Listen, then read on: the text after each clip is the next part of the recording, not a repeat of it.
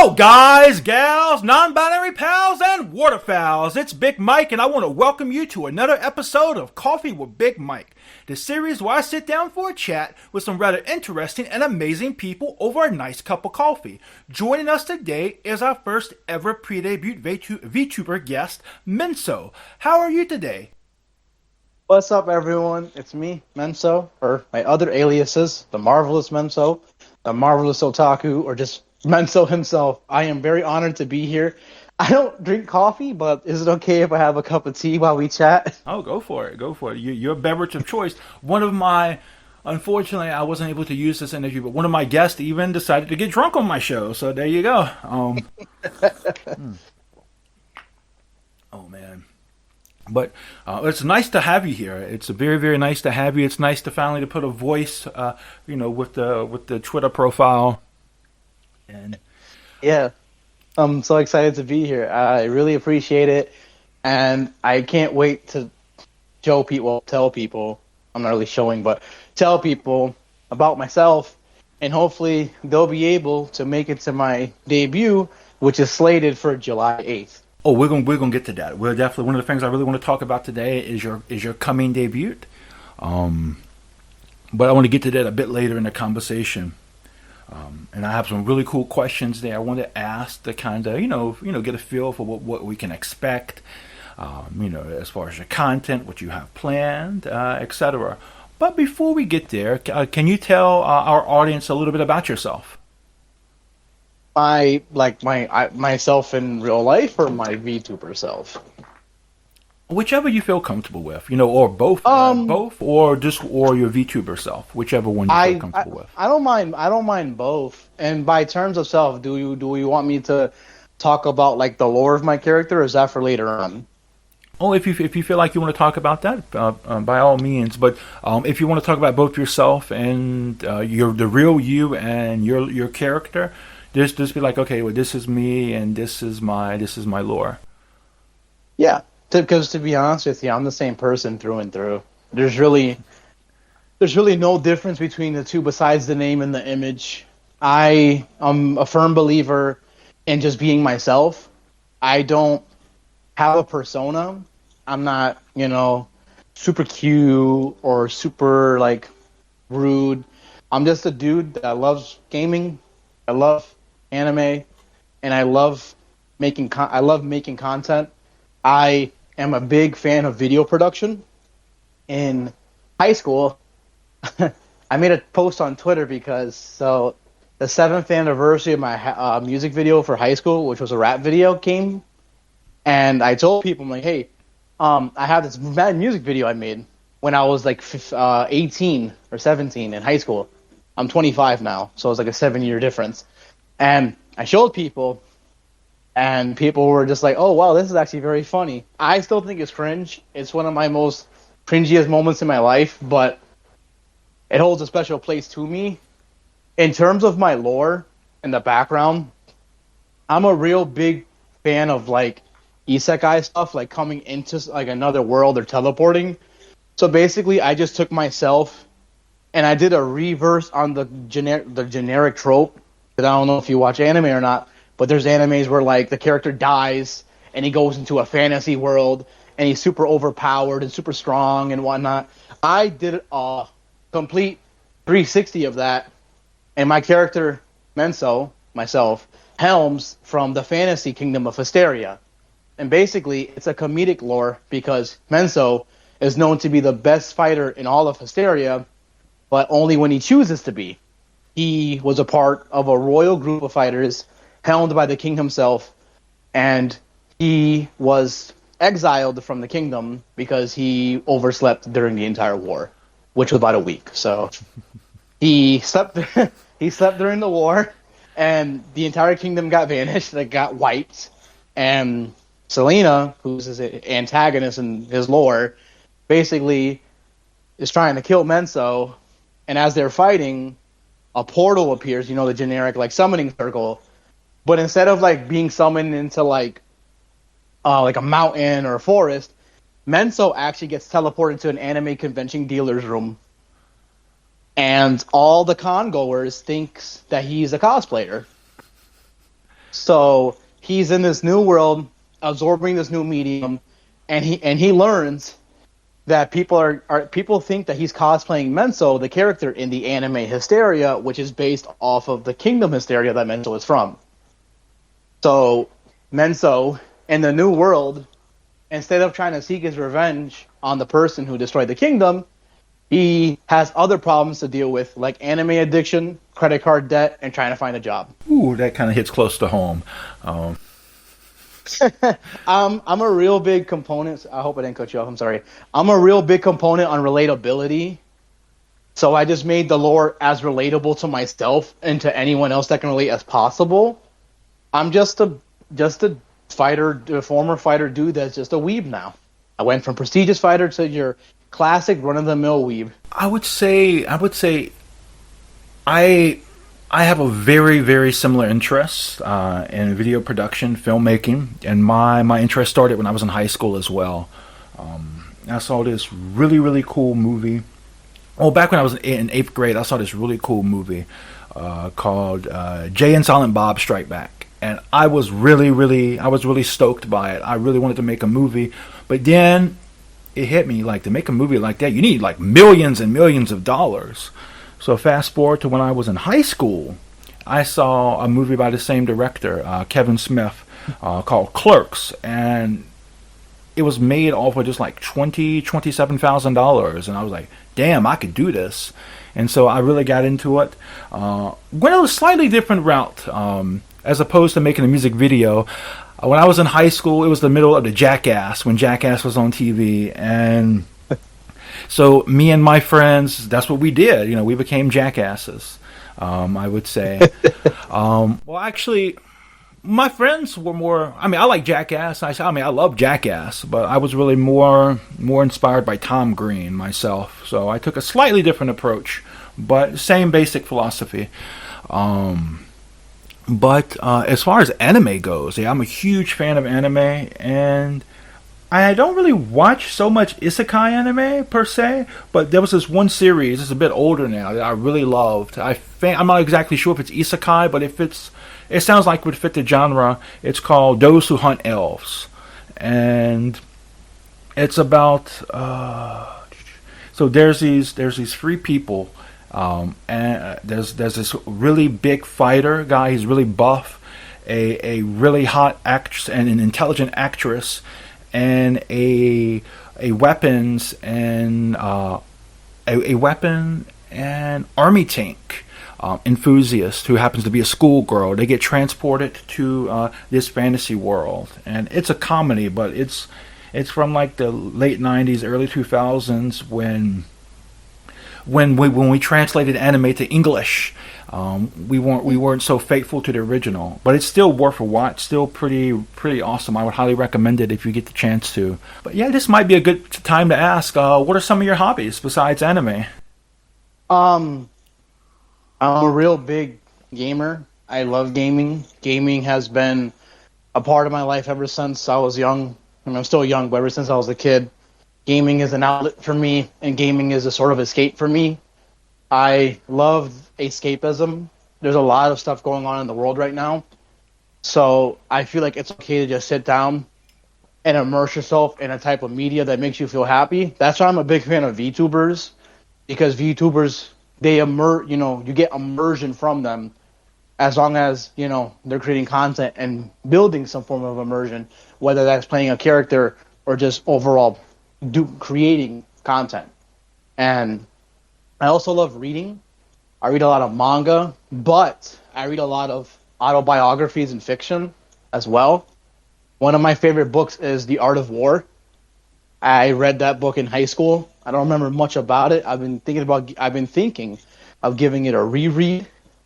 But to sum it up, I love reading. I love gaming. I love video production. And speaking of the movie conversation, I actually did make a movie in high school. Actually, I was a big fan of parody movies. So movies like Scary Movie, Disaster Movie, Meet the Spartans, Vampires Suck, Superhero Movie.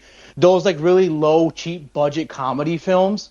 I was a big fan of that. So me and some buddies of mine, we're no longer buddies, but at the time, we made a ripoff of like Scary Movie, and the cast was just 4 people, and we basically called it Nightmare at SciTech because I graduated from a high school called SciTech, abbreviated for Science and Technology, and it was one of the most funniest, low budget, very badly produced movies because this was in 2015. So we didn't have like the most technological stuff in our video production classes. And the video was shown during our class day, which was, the day before graduation. And a lot of people liked it. And one of my favorite scenes from the movie is during the movie, the killer is revealed to be the main character's best friend. And when he takes off his mask, me, who's the main character, I go, "Oh, hey, it's you. You're alive?" And then his line is, "There weren't enough people to play a killer in the movie," and he winked at the camera. And it's very fourth wall breaking, but also very cheesy because we're making fun of the low budget films, but also doing fourth wall breaking. And that's something I wish I could find it, but it's lost somewhere in the vaults of my old high school. But that was the first movie that I ever made, and it was one of the funnest experiences because I got to write the script. I wrote the script, I did the storyboard, came up with the plot. It took us, I think, 5 days to shoot the movie in a span of like probably 10 hours because we had to do it after school. So, and that was during my senior year, and that was super fun. So I just to go back on the whole movie thing. Yeah, I think that's really cool, actually. I think it's really cool. Unfortunately, I didn't get a chance to make my first movie until my senior year in university. And so it was a kind of, at the time I was working in a job, I liked it. It was cool, but some of the people who were my supervisors were kind of dicks. And so, I knew I was leaving school. My time was up. And so, I'm going to make this, I'm going to kind of get this off my chest. And so, if you ever see Clerks, it was like a mixture of Clerks and The Office. I wanted it to be like a mockumentary because this was around 2009, 2010 when we did this. And so, really, really, it was really cathartic for me. But that's one of the things I really love about art. But let me tell you, you mentioned so much in that one answer that I really want to talk about. I don't get many people here who like who love reading. Like reading books, for example. In fact, I've only had like one or two other guests here to bring that up. So I want to touch on the art of war. And what is it that you like about the art of war? The thing I liked about the art of war was it was to me at least, a very enlightening book. And it changed my mindset on a lot of things because it had like the wisdom of like Eastern philosophy with Confucius, Sun Tzu, and I'm trying my very best because it's been like 5-6 years since I've read that book. It was a long time, but it was one of the first books I read that wasn't like a graphic novel or a manga because I mainly consume that media, but just seeing how Eastern philosophy, compared to Western philosophy with like Socrates, stuff like that, it was eye opening and also it was just a very immersive read for me at least. And I was nose deep in that book, and I think I finished that book like in 2 days. And it was like one of the very few books. Another favorite book of mine, I think it's called My Little Prince or My Sweet Little Prince. It was like an old book I read when I was like younger, like in high school. Another one of my favorite reads. I don't read as much anymore because sometimes I'm busy with my IRL job, but it's still one of the hobbies that I try to keep close to me. I mean, I consume more manga now, but funny story, I wasn't always an anime fan, actually. I grew up being a Marvel guy. I'm still a Marvel guy, but I didn't start watching anime until about 5-6 years ago. I actually thought anime was weird. Not the art itself, but the way people acted. But that's just a random comment that I'm throwing out there. Can I ask, have you had a chance to read any of the other Chinese classics? No, I actually been looking into those. If you ever have any recommendations, you can send them my way. Oh, absolutely. Though, I would say recommend, just off the top of my head would be the big ones like the Analects of Confucius, Mencius, the Tao Te Ching by Lao Tzu. If you're into Indian stuff as well, I would highly recommend. I would highly recommend the Dhammapada, which is probably one of the more universal Buddhist texts as well. And they have a very they all for all three of those have a very similar setup. They're all like a collection of sayings, so it's easy to digest, but maybe hard to kind of wrap your mind around at first, I would say. But I think I think me and you we have a lot in common. I think me and you have a lot in common. I do know about the Art of War, but I've never had the pleasure of reading it.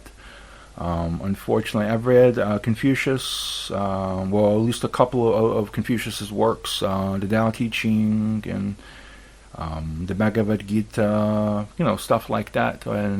But I've never had a chance to read Sun Tzu. So, and you brought up something else as well, escapism, and I feel like this is kind of where our society is headed. With everything that's going on, I see it in music, like with lo-fi hip hop.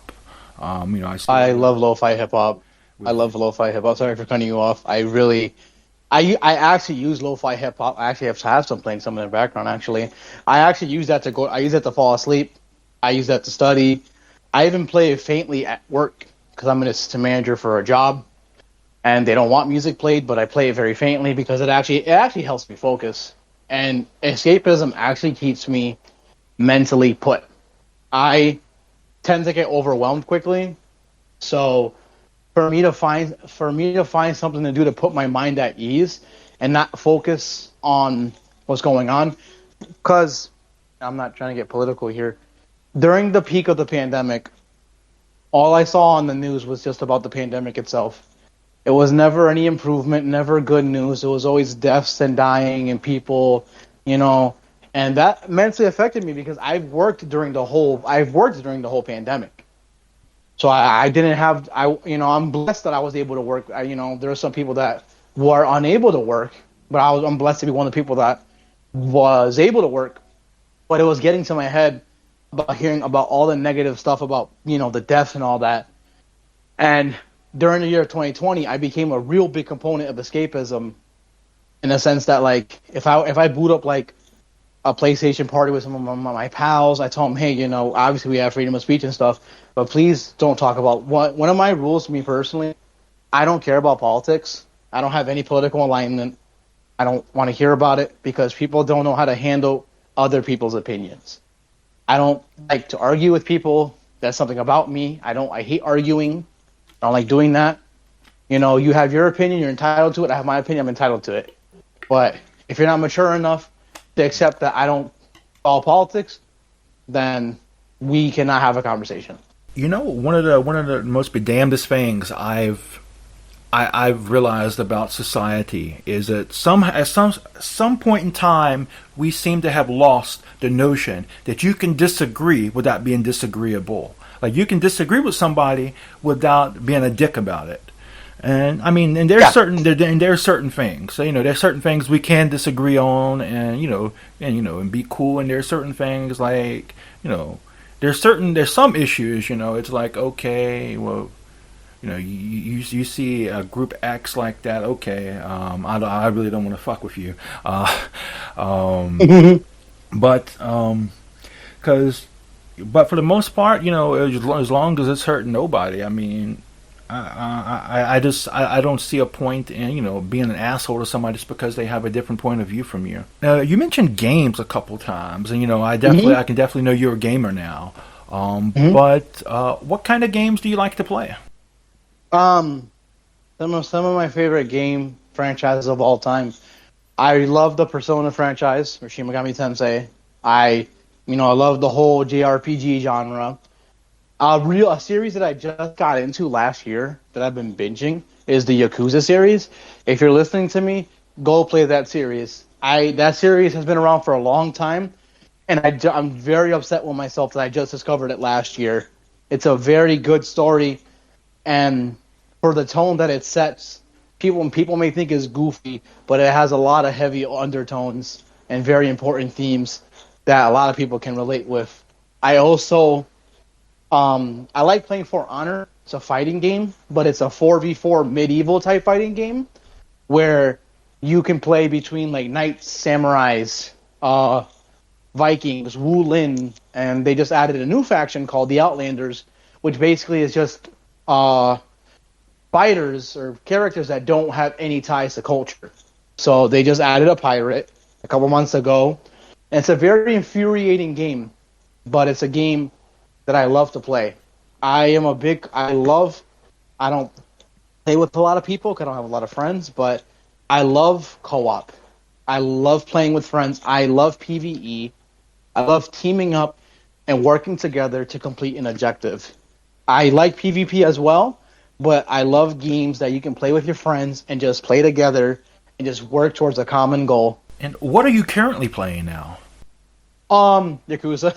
I'm on Yakuza 5. I'm playing Yakuza 5 because, well, I don't know if I should answer this question now or later, but one of the games that I'm thinking about playing during my debut is a Yakuza-related game. So I'm trying to be caught up with the series because I don't know if I want to play a game that I've played before for my debut or play a game I've never played. Because there's the whole... Because when people play games that they already know, some people like, authentic, like an authentic reaction, whatever. But to me, as long as I'm having fun playing the game, I could care less what I'm doing. So I'm also playing Final Fantasy 14. I think that's the MMO. I love that game. I love fantasy and stuff like that. That's why my OC, or me, Menso, I have a very fantasy-heavy background. I'm a big fan of like magic and stuff like that. So I like, making my character and going through dungeons and raids and grinding, the heavy grind. I'm also a big fan of Destiny 2. My friend got me into Destiny 2. And that's a game that I play a lot. So to answer your question, I'm playing a lot of games, but I am actually also picky as well. As long as the game can hold and retain my attention, then it's a game that I'm going to play. Do you have a comfort game you like to play? Yes. And it's funny because this game gets me the most angry. It's For Honor. That's my comfort game. That's a game that I can boot when I have a bad day at work. But even that game's going to make my day worse. But I've fallen so deep into the hole that I can't stop. It's not like it's an addiction, but not like an unhealthy one. It's just I've sunken so much time and money into that game that it's just a game that like I can boot up, and just play it comfortably, believe it or not. Also, I like playing Uno. I really like playing Uno and just chatting with friends. So any like Uno, Monopoly, any like sandbox or like the party game that I can play and just chat with, friends is also a comfort game for me. You mentioned Yakuza a lot. Unfortunately, I've never had the pleasure of playing that or any of the games in that series myself, but I've heard nothing but damn good things about that game, about that series. Oh yeah, definitely. I can advocate and be the unofficial Yakuza spokesman for all the Vtubers. I'll put that in my Twitter bio. No, I'm kidding. I really loved it. It's basically, if I had to give you a quick summary, basically it's Kiryu Kazuma, who basically is like the dragon of Dojima, the legend of the Tojo clan, and you get to see his uprise, but not really an uprise because he has morals, because a lot of the Yakuza in the game are depicted as like ruthless and no morals, and you have this super relatable guy who just wants to be there for his family and be there for his friends, but also do the right thing. So, and a funny thing is, and I don't think this is really a spoiler territory, really, there's this thing where Kiryu has never really killed anyone, but there's a mission in the game where you use guns. So I don't know if he really killed anyone or not. It's a funny discussion amongst the Yakuza community. So it's just something silly to laugh about. So if I were to recommend the game to you and to the viewers, I would play Yakuza, honestly. You hear that, Sega? You can sponsor me. Yeah, I would recommend Yakuza. Are there any forthcoming games that you're looking forward to? Resident Evil 4 Remake. Resident Evil 4 Remake. I love Resident Evil 4 is my favorite Resident Evil game of all time. I'm really excited for that. I am also trying to think of some other games that are coming out. Well, it's not a new game, but they're porting Persona 4 Golden and Persona 3 Portable to Steam and the Xbox. And I've always wanted to play Persona 3. I don't think I've ever played Persona 3. I played Persona 4 and 5. So I really want to get my hands on Persona 3 as well. I'm a big fan of the Persona franchise. I'm really trying to think if there's any other games, because there's a lot of cool games. Oh yeah, and Diablo 4. Really looking forward to that as well. You know, I've heard good things about the Persona series as well. And in fact, I would say, if I remember correctly, my first VTuber guest here on the show actually really praised the Persona series. So I have heard nothing but good things again about the Persona series. So I'd say you have some really good taste when it comes to games. Thank you. My friends tell me otherwise. So it's very reassuring to hear someone that has good taste and culture, and understand that I have pretty good taste in games. Oh yeah, one more game. Sorry, Ghost of Tsushima. Really great game. Really great game. Really great game. One of the best games I've played in my entire life. A very underrated franchise, in my opinion, that doesn't get a lot of love is Gears of War. Gears 1 and 2, to me, cinematically and story-wise, are some of the best single-player campaign games I've played in my life. I don't know if you ever played Gears of War, but it's a really great franchise. Anything after 3 doesn't exist in my book, so just play Gears 1 and 2. I completely understand. I completely understand that sentiment. I'm a huge Sonic fan. I grew up... I was a kid in the 90s, the early 90s, I would say, and so the mainline Sonic games on the Sega Genesis or Mega Drive, if you're outside the United States or North America, are some of my favorite games of all time. And everything after that, though, I won't say I don't want to say they don't exist, but a lot of them I would prefer if they didn't happen, But that's a story for another day. Actually, quick question. How do you feel about Sonic Frontiers? Have you heard about that game? I've been hearing a lot of...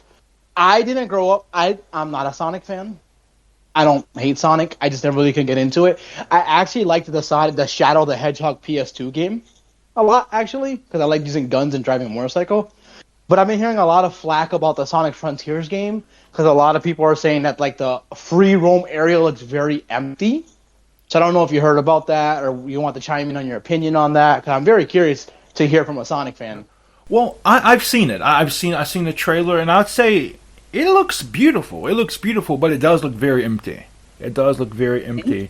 It feels what it feels like to me, or what it felt like to me, I should say. It felt like they just rushed it out.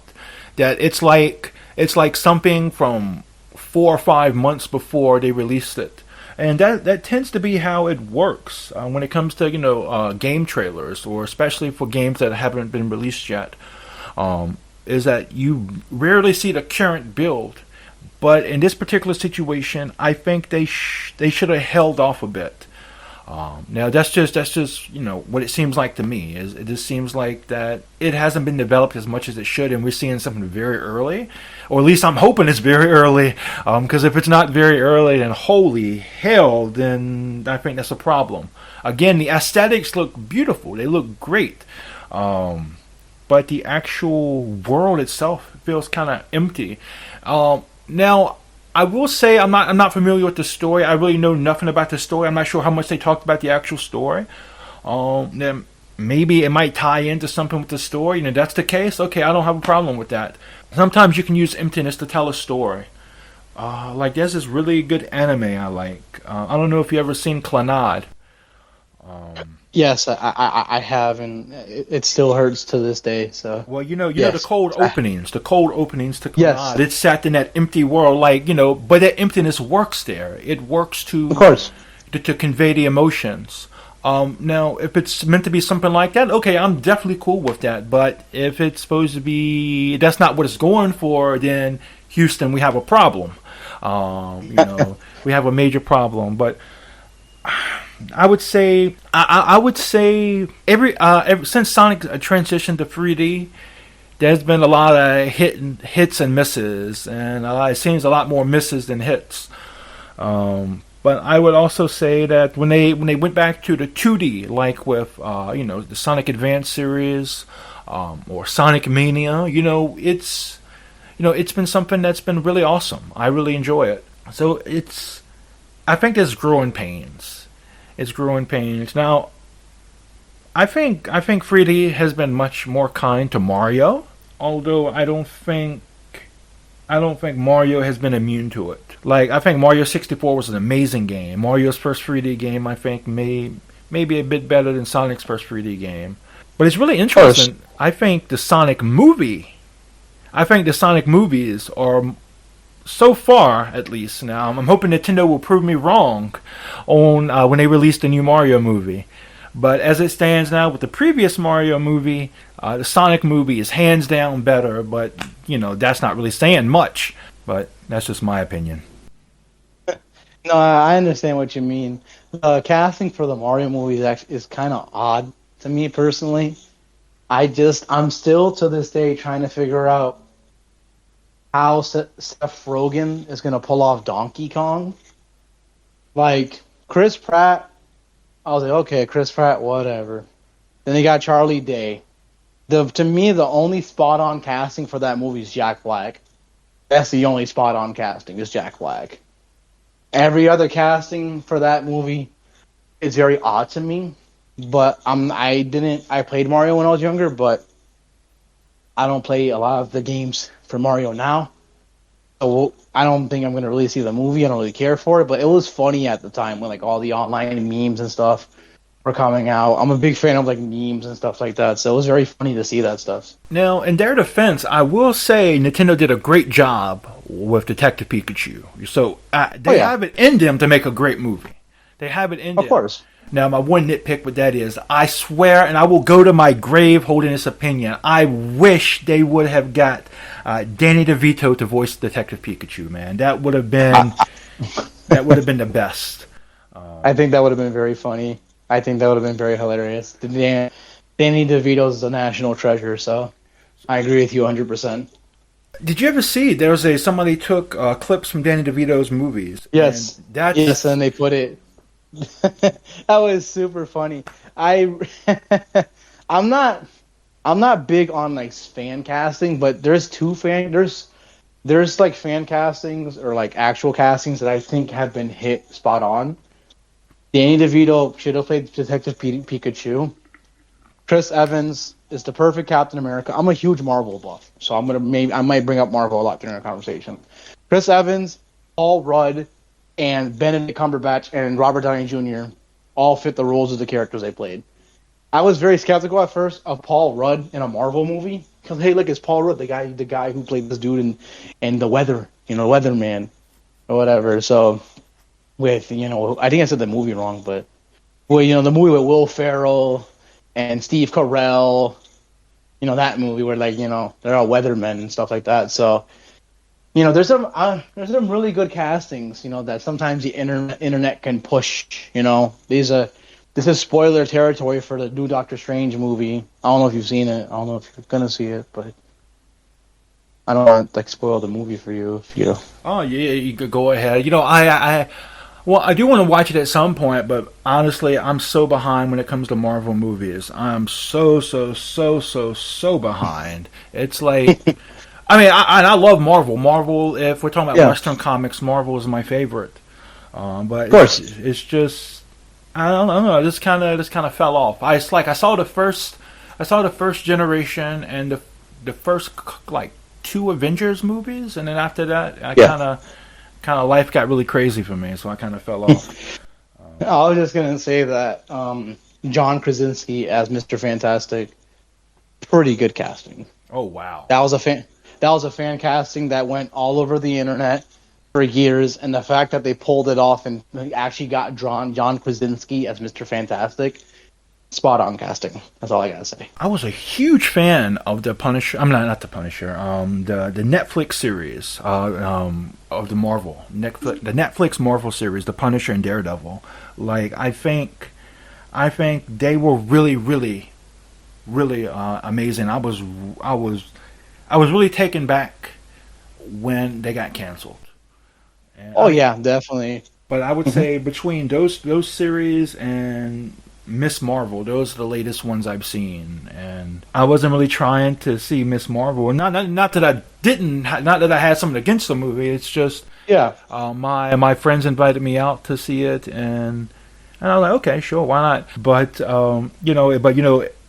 being that I hadn't seen any of the Marvel movies since then, I didn't really want to watch it because it's like a series. It's like watching let's say Terminator 3 without watching Terminator 2 or Terminator 1. It's kind of if you don't watch the movies in series, in sequence, you're gonna miss stuff.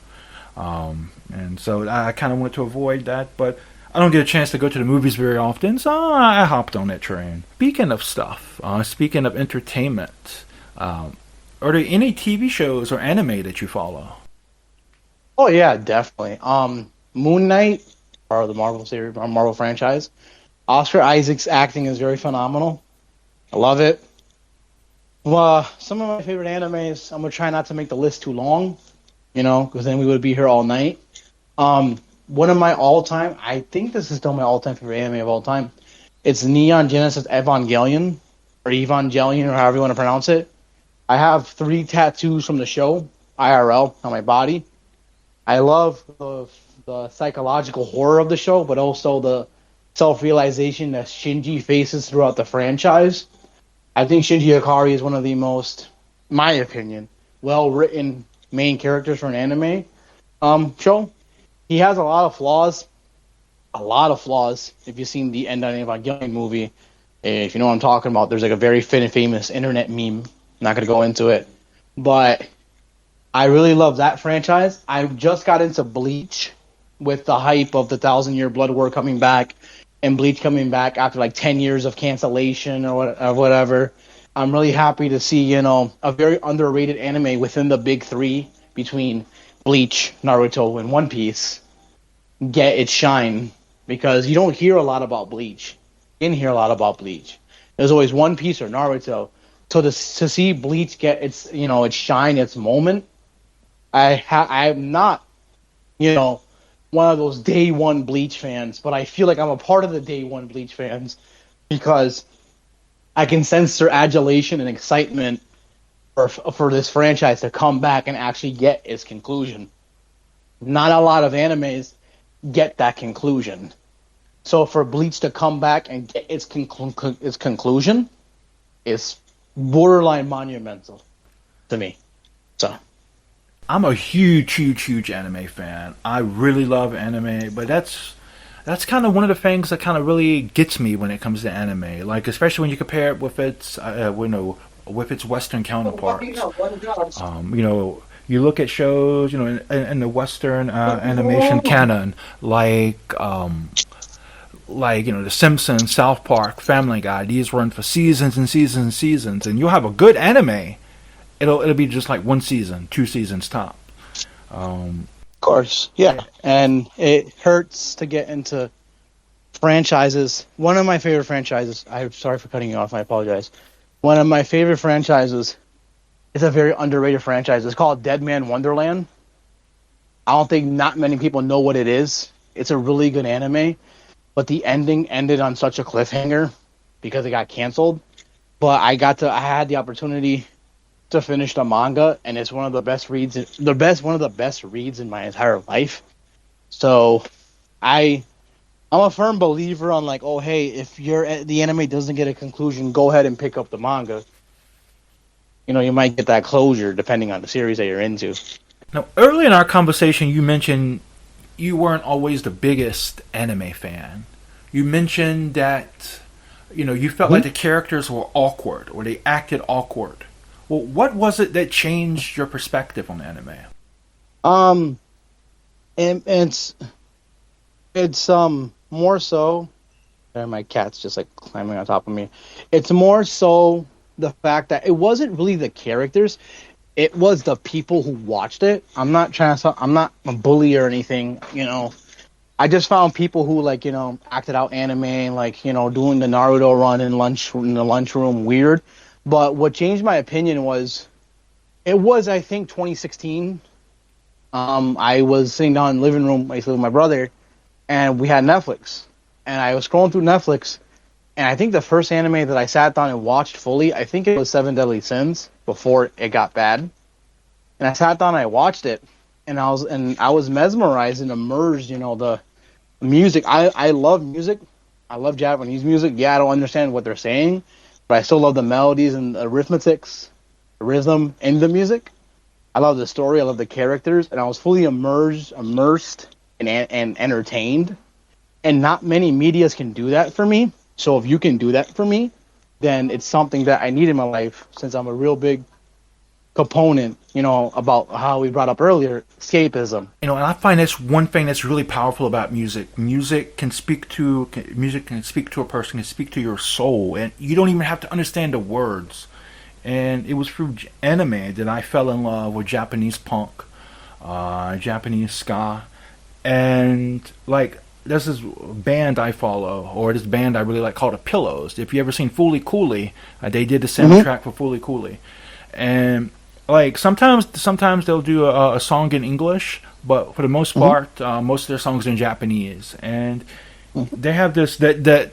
If you ever watched Fooly Cooley, when they played at the end the scenes from the next episode, the song "The Last Dinosaur," like it's a very sad song, like, but you don't need to know that it's actually about a relationship ending to to appreciate that it's a sad song for it to move your soul, and that's just one of the things I really enjoy about music in general.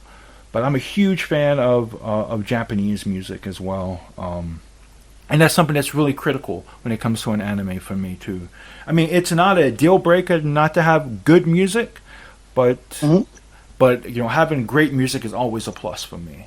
I think this would probably be a good time to transition to the meat and potatoes of this conversation, because there's a huge overlap between anime culture, and VTubing. And so I want to ask, why did you decide to be a VTuber? Okay, so before I answer that, I just want to list off some inspirations. Am I allowed to do that? Of people within the community that inspired me to become one? Okay, so some of the people that have inspired me to become a VTuber, I'm just going to list off a couple of names. I'm just trying to get the names real quick. Someone who, so Aries, she is a small VTuber. I consider her to be a comfy VTuber. She does, very nice streams and very comfy ones. She did a stream where she drank milk and flaming hot Mountain Dew, and she actually liked it. So I thought that was pretty odd, but not odd in a bad way. Odd in like I was actually thoroughly entertained, and my attention was captured. And my group of friends, Zelo Wolf, Desiree Lovely, and Taken Warden, have inspired me to continue because I was feeling down yesterday. I was feeling upset, down in the dumps. And they motivated me to continue on with my debut because they feel like there's a lot of people that are looking forward to my debut. Sometimes I get very doubtful of myself, and I, feel like hope is lost. But to see, you interviewing me and people commenting on my post saying, "Oh, hey, can't wait for your debut," and people liking the art that I posted my character, it was very inspiring for me.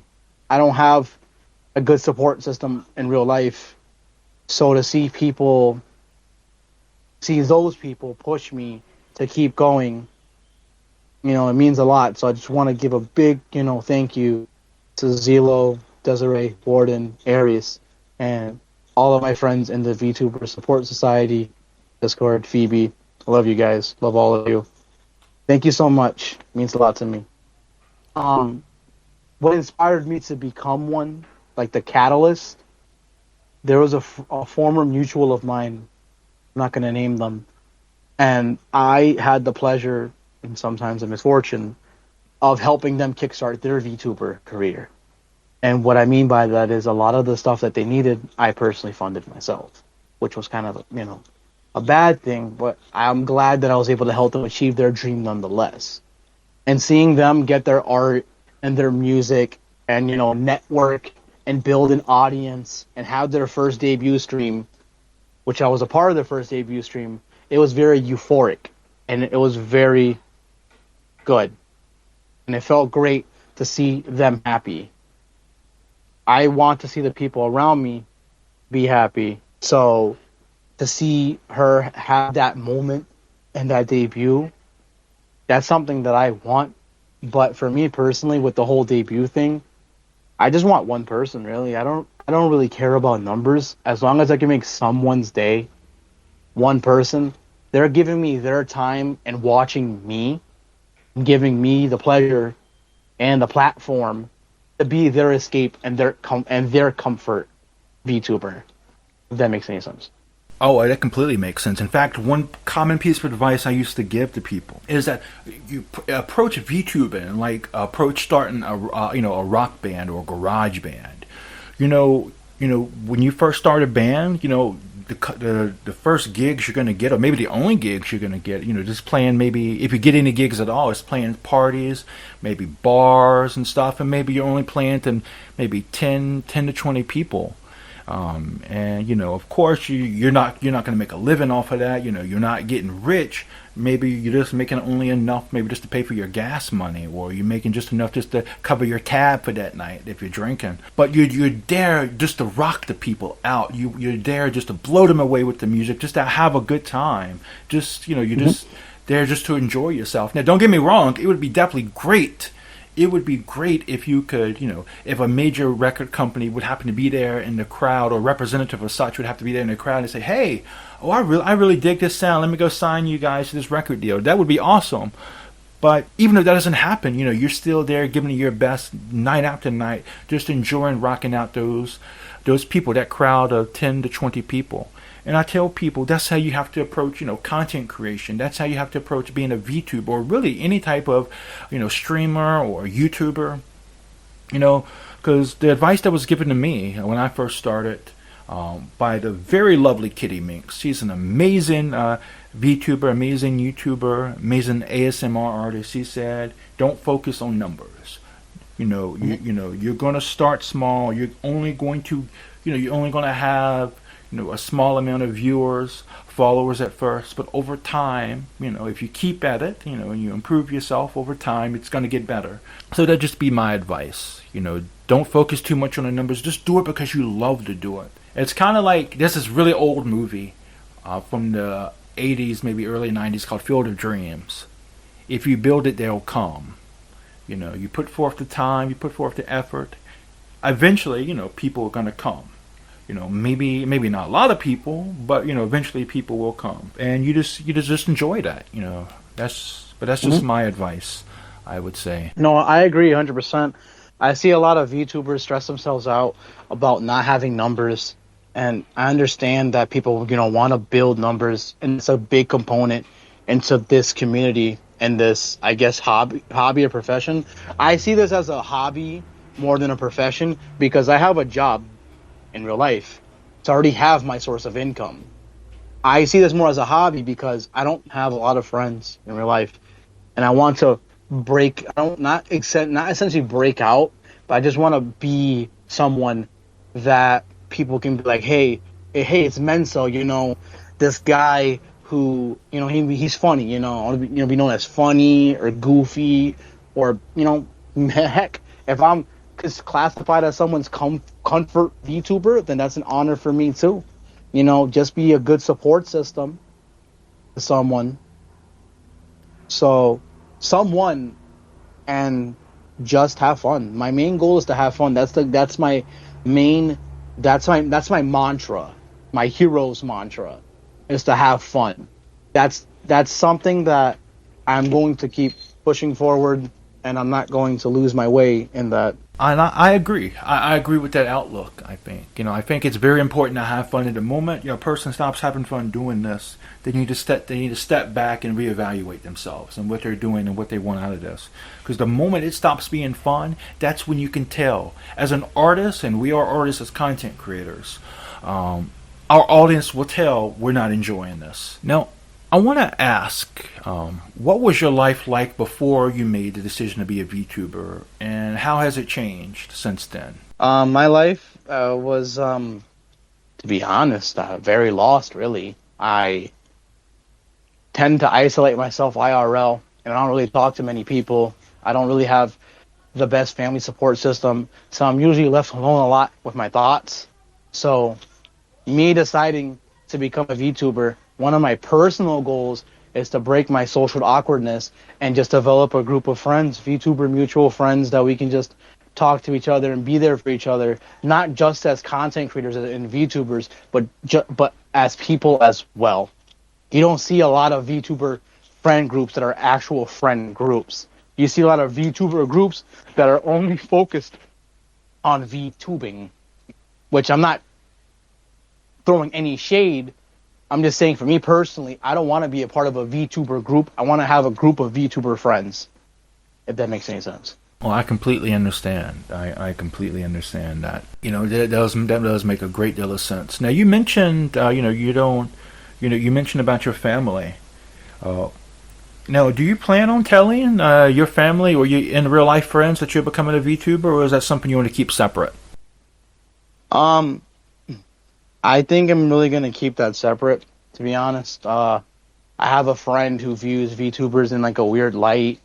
He says like a lot of the VTubers who present themselves as like, like feminine, turn out to be men, and he finds that weird, stuff like that. So I don't want him to like try to classify me in that, but I don't think he would. But none of my friends really understand the whole VTuber genre, so I'm just going to really keep that to myself. I'm not super really protective of my identity per se, as long as no one knows where I live and my last name. So I could really care less if people knew what my first name was, because my first name's super generic, and you're not going to learn much about me just from my first name. I want people to learn about me, Menso, not just the VTuber, but Menso, the person behind the VTuber, behind the PNG image. I don't know if you heard me laugh, but when you said you had a super generic name, like I feel you. I feel you wholeheartedly on that. Just honestly, I'm gonna tell you what my name is. I'm sorry for cutting you off. My first name's Joshua. It's out there. My first name is Joshua. I am not gonna freak out or anything. It's super generic. It's super bland. But actually, Mike, the interesting part is my name is spelled wrong.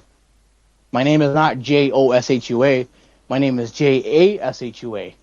So if you have like a heavy accent, you'll say Jashua instead of Joshua. And when I tell you, Mike, I'm allowed to curse, right? Yeah, go for it. Go. Just don't use any slurs or anything like that. But yeah, say what you want. Of course I won't. Of course. It drives me fucking insane when people call me Jashua. Even though that's like my first name, people overemphasize the A. So I just tell people to call me Josh. I had a college professor, because I don't care. I live in the East Coast. Heavy accents in the East Coast. I had this professor who would overemphasize the A in my name. So instead of saying Joshua, they'll say Jashua. And when I tell you, Mike, I walked out of that class super fast, and I didn't come back until she was able to pronounce my name correctly, and she never pronounced my name correctly, so I dropped out of the class. I don't, even though that's my real name, I prefer to be called Josh, because just hearing the term Jashua, it sounds like Gollum from Lord of the Rings. It doesn't sound nice. It doesn't sound appealing, if that makes any sense. So do you know the origin of that variant? No, I do not. Oh wait, variant of what? Gollum? Oh, your name? The spelling of your name? No, I've asked my mom multiple times. She never really gave me a concrete answer. But a lot of the siblings in my family have weird and misspelled names. I'm not going to dox their names, but a lot of us have weird misspelled names of like common names. So my mom never really gave me, like a solid answer.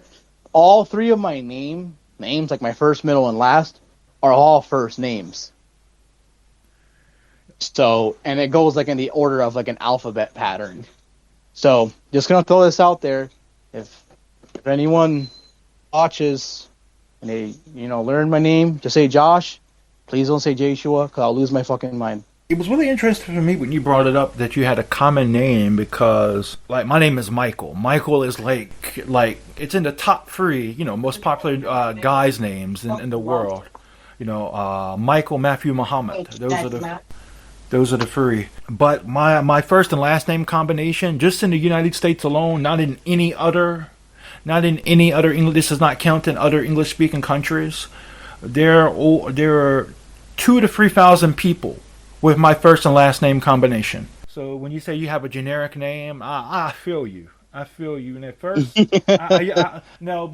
before I became a content creator, I was like, man, this is kind of bland. But now, okay, that's cool. It's going to help put up another wall of anonymity. Because I mean, it's not going to be the end of the world for me if people find out who I am in real life. But I want to try to keep up that barrier as much as I can because, I'm a teacher in real life. So it's like, I don't want my students to follow my content and then to, come up to me in class and say, oh, can you explain this to me, or can you explain that to me, or, well, why were you up so late when we have class today? And I just want to avoid that. It's again, it wouldn't be the end of the world, but it'd just be kind of awkward, especially if you follow my Twitter, man. Like some of the stuff I talk about on my Twitter, especially when it comes to waifus and.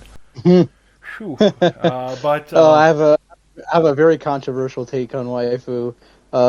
Actually, is it okay if I just say that real quick? Oh, sure, go for it. I'm gonna throw this out here, and I'm sorry if I get a little yelly. Dear Evangelion fandom, I'm gonna tell you this right now. The best girl in all of Evangelion is Masato fucking Katsuragi. That's all I'm gonna say. And if you disagree with me, you can find me in my DMs. That's all I gotta say. That's a public service announcement. Masato Katsuragi, the best waifu in all of anime, and all of anime as well too. I will take that shit to my grave, Mike, to my grave. All right. Well, you lovely guys, gals, non-binary pals, and waterfowls have heard that. So if you feel like challenging him, meet him in his DMs. Now, for me personally, the best waifu is Monica from DDLC. That's, I don't know, man. Like, there's been talk of AI becoming sentient lately. And you know what? If that AI happened to be Monica, hell, she can enslave me anytime she wants to. Please, mommy, please enslave me. But some people give people shit for having waifus, and for me personally, I'm like, yeah, it's just a character. There's no, it's just an animated character, a manga character, video game character, what have you. But for me, it's really no different from having like a celebrity crush. Me and my wife. Exactly. Me and my wife talked about this before because she couldn't understand, but Michael is just a cartoon character, and I'm like, well, it's no different from fangirling over Leonardo DiCaprio. You're never gonna be with Leonardo DiCaprio. It's never gonna happen. So, why not? I know I'm never gonna. It's never. You're never gonna be with that character from Evangelion. So there's. Yeah, I probably just fucked up that pronunciation is completely. You're fine, don't worry. But yeah, that's probably. But for me, the two are the same. If you're gonna have a celebrity crush, you might as well have a waifu. If you're gonna have a waifu, you might as well have a celebrity crush. Because there's no difference between the two, as far as I'm concerned. But to kind of get back to what we were talking about, you're the first person I've had here to be a pre-debut, and some of my audience are VTubers or in the Vtuber fandom. I also have a lot of people from the game dev community that follow me. A lot of people who are outside of these communities follow me as well. So for those people, can you walk them through the necessary steps to becoming a VTuber? Yes. So I'm gonna be honest with you. I'm not the model example because I I'm a very, I don't know how to pronounce this, but I'm a very bad procrastinator. I tend to procrastinate a lot, but I actually wrote down a list of things that I need to get done. And if you want, I can read that list out loud if you want me to. It's not a super long list, but I feel like it could help anybody who is debating or deciding if they want to, join the community. And before I get to the list, and this is just, advice from me, don't let any of the negativity stop you from chasing your dream. I know there was a big controversy going on a while ago about, specific VTubers and like male VTubers and stuff like that. But I'm just gonna say this and rest assured you, there's a lot of positivity in this community, and it outshines and outweighs the negativities of this community. And that's one of the damn reasons why I'm sticking in this community, and I'm making sure that I don't leave this community as long as I'm physically and mentally able to do so. So that was just a little like war speech or something. So, um, so the list that I have, for me personally, what I've gotten done so far, I'm probably one of the very few VTubers who's mainly a console gamer. I play on PlayStation, so one of the components for me is I have to buy a capture card. One of my good friends that I mentioned earlier, Aries, they bought me an HDMI switcher. So instead of me having to manually switch on my HDMIs between my PS4 and my PC, like the tower, I'm able to just press a button and it switches the HDMIs for me, which is actually a very big help. So I want, again, thank you so much for that. I really appreciate the gift, Aries. So for me personally, what I have to do, I wanna gather, startup screens, ending screens, overlays, some music, a few more arts and stuff, and just firmly decide on what I want to do for the debut. Because to answer your question, it's a toss up between three things. It's either I want to play Yakuza 6, because Yakuza 6 would be a new game for me, because I'm on Yakuza 5 at the moment. I was also thinking For Honor, but For Honor is such a not so known game, but it's a game that's near and dear to my heart. And that's my mindset when it comes to VTubing, is I want to do stuff that makes me happy. I don't care if one person's watching me, as long as that one person is engaging or not, just even lurking and giving me their time. Then to me, I'm already doing my job, and that makes me super happy. Honestly, I love content creating, and one of my biggest weaknesses is I tend to give up easily. I did YouTube for a little bit, and I wasn't seeing the numbers that I wanted, and I let the numbers get to my head instead of me having fun. And that really kind of messed up my psyche during that period. But I have a whole new approach. So to sum it up, really, for me personally, I just need to get a couple of overlays, maybe like a be right back screen. I also need to practice using OBS, because my biggest struggle is I'm using one monitor, so I don't have the ability to like read chat unless if I buy like a tablet or something and put the stream that I'm streaming on that tablet. You know what I mean? So just, get some overlays, some be right back screens, some music, and the capture card, and just learn some OBS, and I should be ready to go. I've been really slacking in that department, but I'm really motivated now from this interview, and to know that there's actually people supporting me in the background and just in general, it really gets the gears going. It really motivates me. It's really hard for me to get motivated sometimes.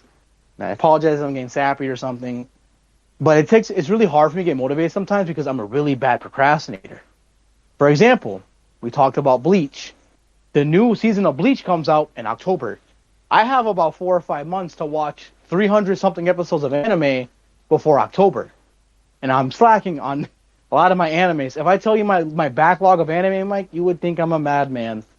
So I'm just doing my best to gather the small components that I have. I thought to myself that I had to go big and go home, really. But no. To me, as long as I get the basic, simplistic, components that I need, I might even look into some free overlays. And just call it a day. Something that fits me and something that can help me, provide and make successful content, and also just, make people happy. And as long as I'm happy, And as long as people are happy, then I'm happy. So. Oh, I definitely feel you on that backlog of anime. I have that's probably 40 or 50 anime I want to watch, and I know I'm never gonna watch every single one. It's never gonna get. Well, I go through seasons. I go through seasons where I watch a lot, and then I'll go through seasons where I do a lot of reading, and it just depends on where I'm at in my life. It tends to be like half and half throughout the year. Like for 6 months, I'll do a lot of reading. For the next 6 months, I'll probably consume a lot of other media, but I want to ask, what talents or skills do you think are necessary for someone who wants to be a VTuber? You're saying what talents? Yeah, talents. Could you? I'm sorry. Could you repeat the question again? I'm sorry. My brain just went into La La Land for a minute. So, what talents or skills do you think are necessary to be a VTuber? Honestly, authenticity. Just be yourself. Amen to that. That's my mantra, and I'm sticking to it. Be yourself. To me, that's like that's my like main thing about me. I don't have a persona. I'm just a guy who wants to make people happy and have fun. And to do that, you have to be yourself. Don't shit on your personality. Don't say you're this, don't say you're that without trying it. Being yourself is going to get you far in this community. Other talents, to be honest, just have some experience with technology, really. But and the media and the media that we have now, and the data, the times that we are in now, almost everybody knows how to use media in some form. Hell, my 3-year-old nephew knows how to use a cell phone, and he knows how to switch like YouTube videos to what he wants to watch.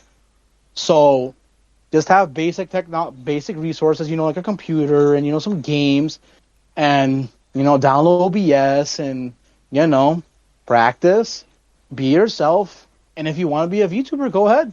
It's a big community, and it can get very intimidating, because trust me, I'm intimidated myself. But if you have this mindset that it's not about numbers, that you just go and just have fun, just give yourself that extra push and have fun, and don't let the numbers intimidate you, because they intimidated me when I did YouTube, and I'm not gonna let that happen again. I lost my way. I love that quote. I don't know if you've ever seen Kill la Kill, but don't lose your way. I love that quote. I resonate with that quote so well. I'm saying this from me, Menso, or to break the immersion, Josh, don't lose your way. Don't lose your sense of self, and don't lose your passion. Let that fire that's burning within you, Demon Slayer quote, let that fire that's burning within you and go forward and move forward, and I know that you'll succeed. And even then, there's going to be some bumps in the road where you don't succeed, but don't let that undermine and stop you from getting over those hurdles and introducing yourself to this very fascinating and welcoming community. Vtubing is booming. The amount of Vtubers that you see, it's crazy. It's crazy. And it's crazy in a good way, because you're starting to see VTubers on the fronts of YouTube and Twitch and Facebook. And from a very small medium to what it is now, it has grown substantially. And part of the reason is not just, the bigger VTubers carrying the forefront, but it's also the smaller VTubers that people have more access to. And they get to see the fun. Because to me, I haven't started VTubing yet, but I've been doing collaborations with people to kind of, get the feel of it and to introduce myself little by little. And to be honest with you, Mike, it's some of the most fun I've had in my entire life. I've been on this planet for 25 years. I've met a lot of people.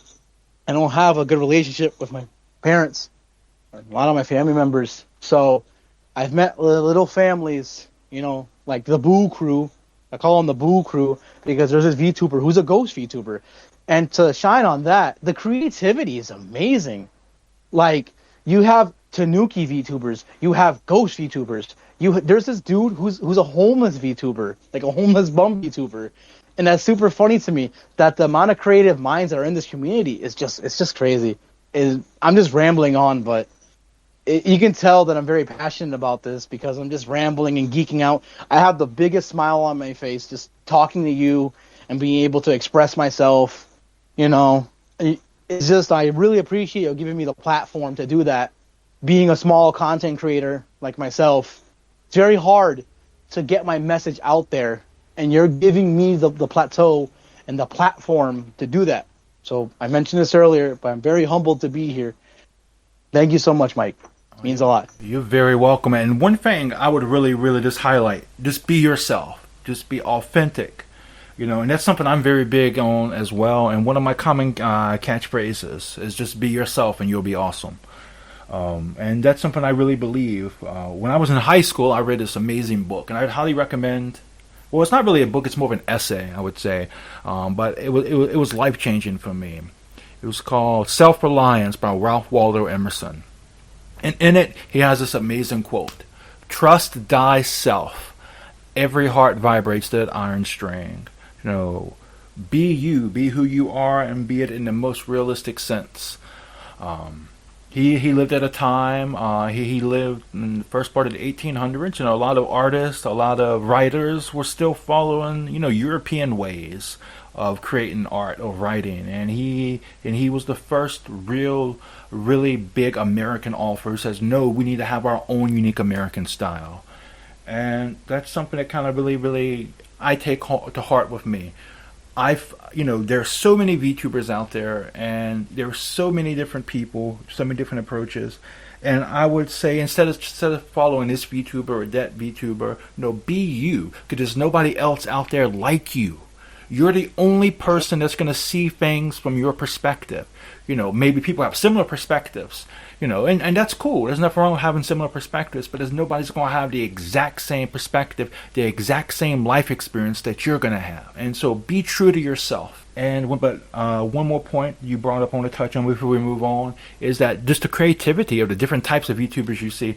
Man, I've seen toast VTubers, I've seen VTubers, washing machines, refrigerators.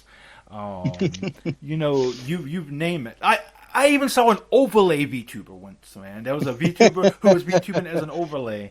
And so it's just crazy. Like, the possibilities are limitless. And I told this to one of my guests before, VTubing is going to become much more like traditional YouTubing in the future.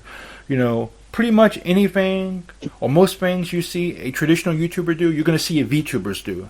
So there's really no limit. The sky is the limit for us, especially as technology progresses. I want to exactly, yeah. Now, what are some challenges? What are some challenges that you have faced so far, and which one do you think has been the most challenging? To be honest, going through with the debut, I was very depressed yesterday, and I don't like talking about my feelings like that with people. But to show the relatability that I am with most people, I was very down in the dumps yesterday, and I was ready to give up debuting because I haven't really prepped yet. I have, basic arts and stuff, but I don't have overlay. I don't have a capture card. I don't have a lot of the components that I feel like I need. I work an IRL job where I'm an assistant manager, so I'm working 5 days a week. So I'm trying my very best to gather the components for that.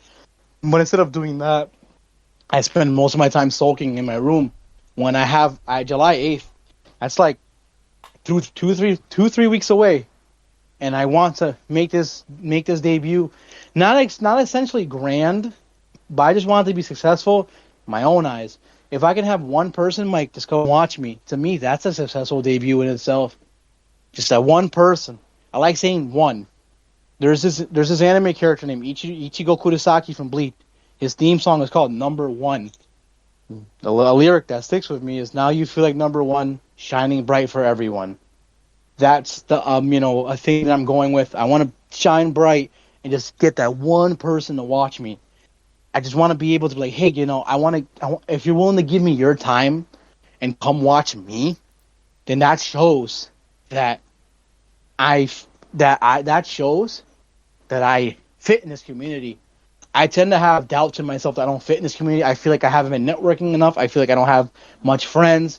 But then I look at the friends that motivated me during that dark time and the friends that, helped me and essentially, buy the thing I needed for my computer. So I've never had anyone, not much people, buy me stuff. I'm a big component in independence. I don't like being helped, and that's like a pride issue. But I'm able to say now that I can put that pride aside and actually accept help. because this community has been nothing but welcoming to me. So I want to thank the community. Obviously, I can't thank like everyone in the community. I want to thank the community and the people that I've been engaging with that offered their helping hands to help me, not only on a VTuber level, but a personal level. Again, I'm a very humble person. I've taken a lot of things for granted in my life, and I don't want to do that anymore.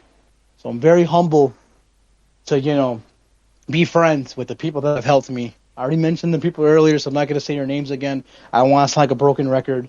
I'm not trying to make you feel uncomfortable. I just really care and love each and one of you that have helped me personally and on a VTuber level. I can't wait to debut and show the community what I have. And if you come watch me, really appreciate it. If not, that's okay too. I'm not everyone's cup of tea. The type of content that I'm going to have is just a guy who plays video games. And you're a gamer too, Mike. So, sometimes you might get the gamer rage and get mad. I get mad pretty easily depending on the games that I play. A lot of cussing will come out of me. So I've broken like 4 controllers. So maybe I might break a controller on stream. Who knows? But I don't want to do that because then there's no point in streaming. So I'm really excited. This interview and the people who have helped me was the catalyst that I needed to push forward in a time of self-doubt and self-pity. So I'm really excited. So sorry for going out of topic, but really excited. So yeah, no problem with that at all. I would say, it's being a content creator, especially as an adult, like we are, it's a juggling act. And oh yeah, and it's and it gets, and the older you get, the more difficult it does become. I right now I work 2+ jobs. I have a wife and kid, and I content creation and stuff. So it is a juggling act. So sometimes I'm like, man, how can I do all of this? Or sometimes at the end of the day, I'm just burnt. Usually by Friday, I'm usually burnt, brain dead, as I like to say it. But but it's important to find not just a, you don't just need a will, but you need a reason. And I think you found that in your friends. You found that with your friends. Exactly. And I would describe my own journey as something very similar to that. Now, when it comes to gamer rage, whew, man, like I've never broken anything. I don't, because I don't tend to do that. But some of the things I say, like if this game was a person, it would probably never talk to me again. I would say it may have a restraining order out against me if it was a real person and not a video game. I feel you. There's been times I'm not proud of it, but I was a big player of Call of Duty. And this 12-year-old called me trash. And I'm an adult, mind you. I'm 25, Mike. Instead of me being the mature one and walking away, I grabbed my headset and started yelling at the kid, calling me trash. And I had to show him that I wasn't trash. I like trash talk in a sense. Okay, I don't like toxicity in the gaming world, but it also kind of helps you improve depending on if you view gaming as a competitive, casual, or both. I keep mentioning the game For Honor. You should look into it. I'm not saying play it. Please don't play it, Mike. Do not play it. I'm not telling you to play it. Do not play it. Keep your sanity. Do not play the game. Do not end up like me. But a big component in For Honor is emoting. And there's a quick chat where you can say, like, go, go, go. You can say thanks. So when you see this, like, big, fat, brolic guy just dancing on your body spamming thanks, it's one of the most rage-inducing things on the planet. And if that happens to me on stream, people are going to see a very nasty side of Menso. But it's not in a sense of toxicity, because I'm not a toxic gamer. My rule of thumb is if you're toxic to me, I'm going to be toxic to you. That's how I operate. So if you're sending me messages saying that I'm trash and I suck, guess what? I'm going to beat you, and I'm going to send you messages saying you're trash and you suck. So I just want, when people see me game, because that's going to be a big part of my content as well as like just chatting, they're just going to see a dude playing video games. And realistically, I'm not going to pretend to be super nice and be like, oh, hey, that's a good game. If I died in a bullshit way, I'm going to be like, hey, I died in a bullshit way, and I'm going to express myself. But hey, that's not cool. So, you know, that's another component with VTubing is like when we brought up the whole be yourself thing. If you're upset about something in a video game, don't hide it. 'Cause I can sense people's anger. It's a gamer thing. You know, there's some people that go, "Oh, I'm not mad about that bullshit. You're upset about it. Be upset about it. Let people know you're upset about it. You know, stop stop trying to be this goody two shoes, Mother Teresa, fairy or whatever. If you're mad about dying in a game, express that you're mad about dying in a game. That's the type of content that I like. I like people being authentic in themselves, and you know, just show. If you get mad at something, it stems from passion. Like if I get mad that I get triple teams, it's passion because I want to get better at it. Anger to me stems from passion. If that makes any sense. But I'm not saying go and punch your monitor and Hulk smash your door and key your car. I'm just saying, just you know, be yourself in game, and just you know, if you're upset about something in the game, it's okay to express that anger from the game. I agree with that. I think if something makes you angry, you should be angry. And if somebody's an asshole to you, then I think it's okay to be an asshole back to them. One of my favorite VTubers and one of my favorite content creators in general. I don't know if you know Nux Taku. He said, he describes his own philosophy in a very similar way. He says, I'm wholesome to wholesome people and I'm toxic to toxic people. If somebody's a dick to you, by all means, be a dick back to them. Now, for me, I tend to have very thick skin. Part of it came from playing American football. People, we're taught, sportsmanship, and if you break at sportsmanship, then you're going to pay for it with your ass. And of course. But there are certain times where somebody's a dick to you. You've got to stand up for yourself and say, okay, you know what, fuck you, dude.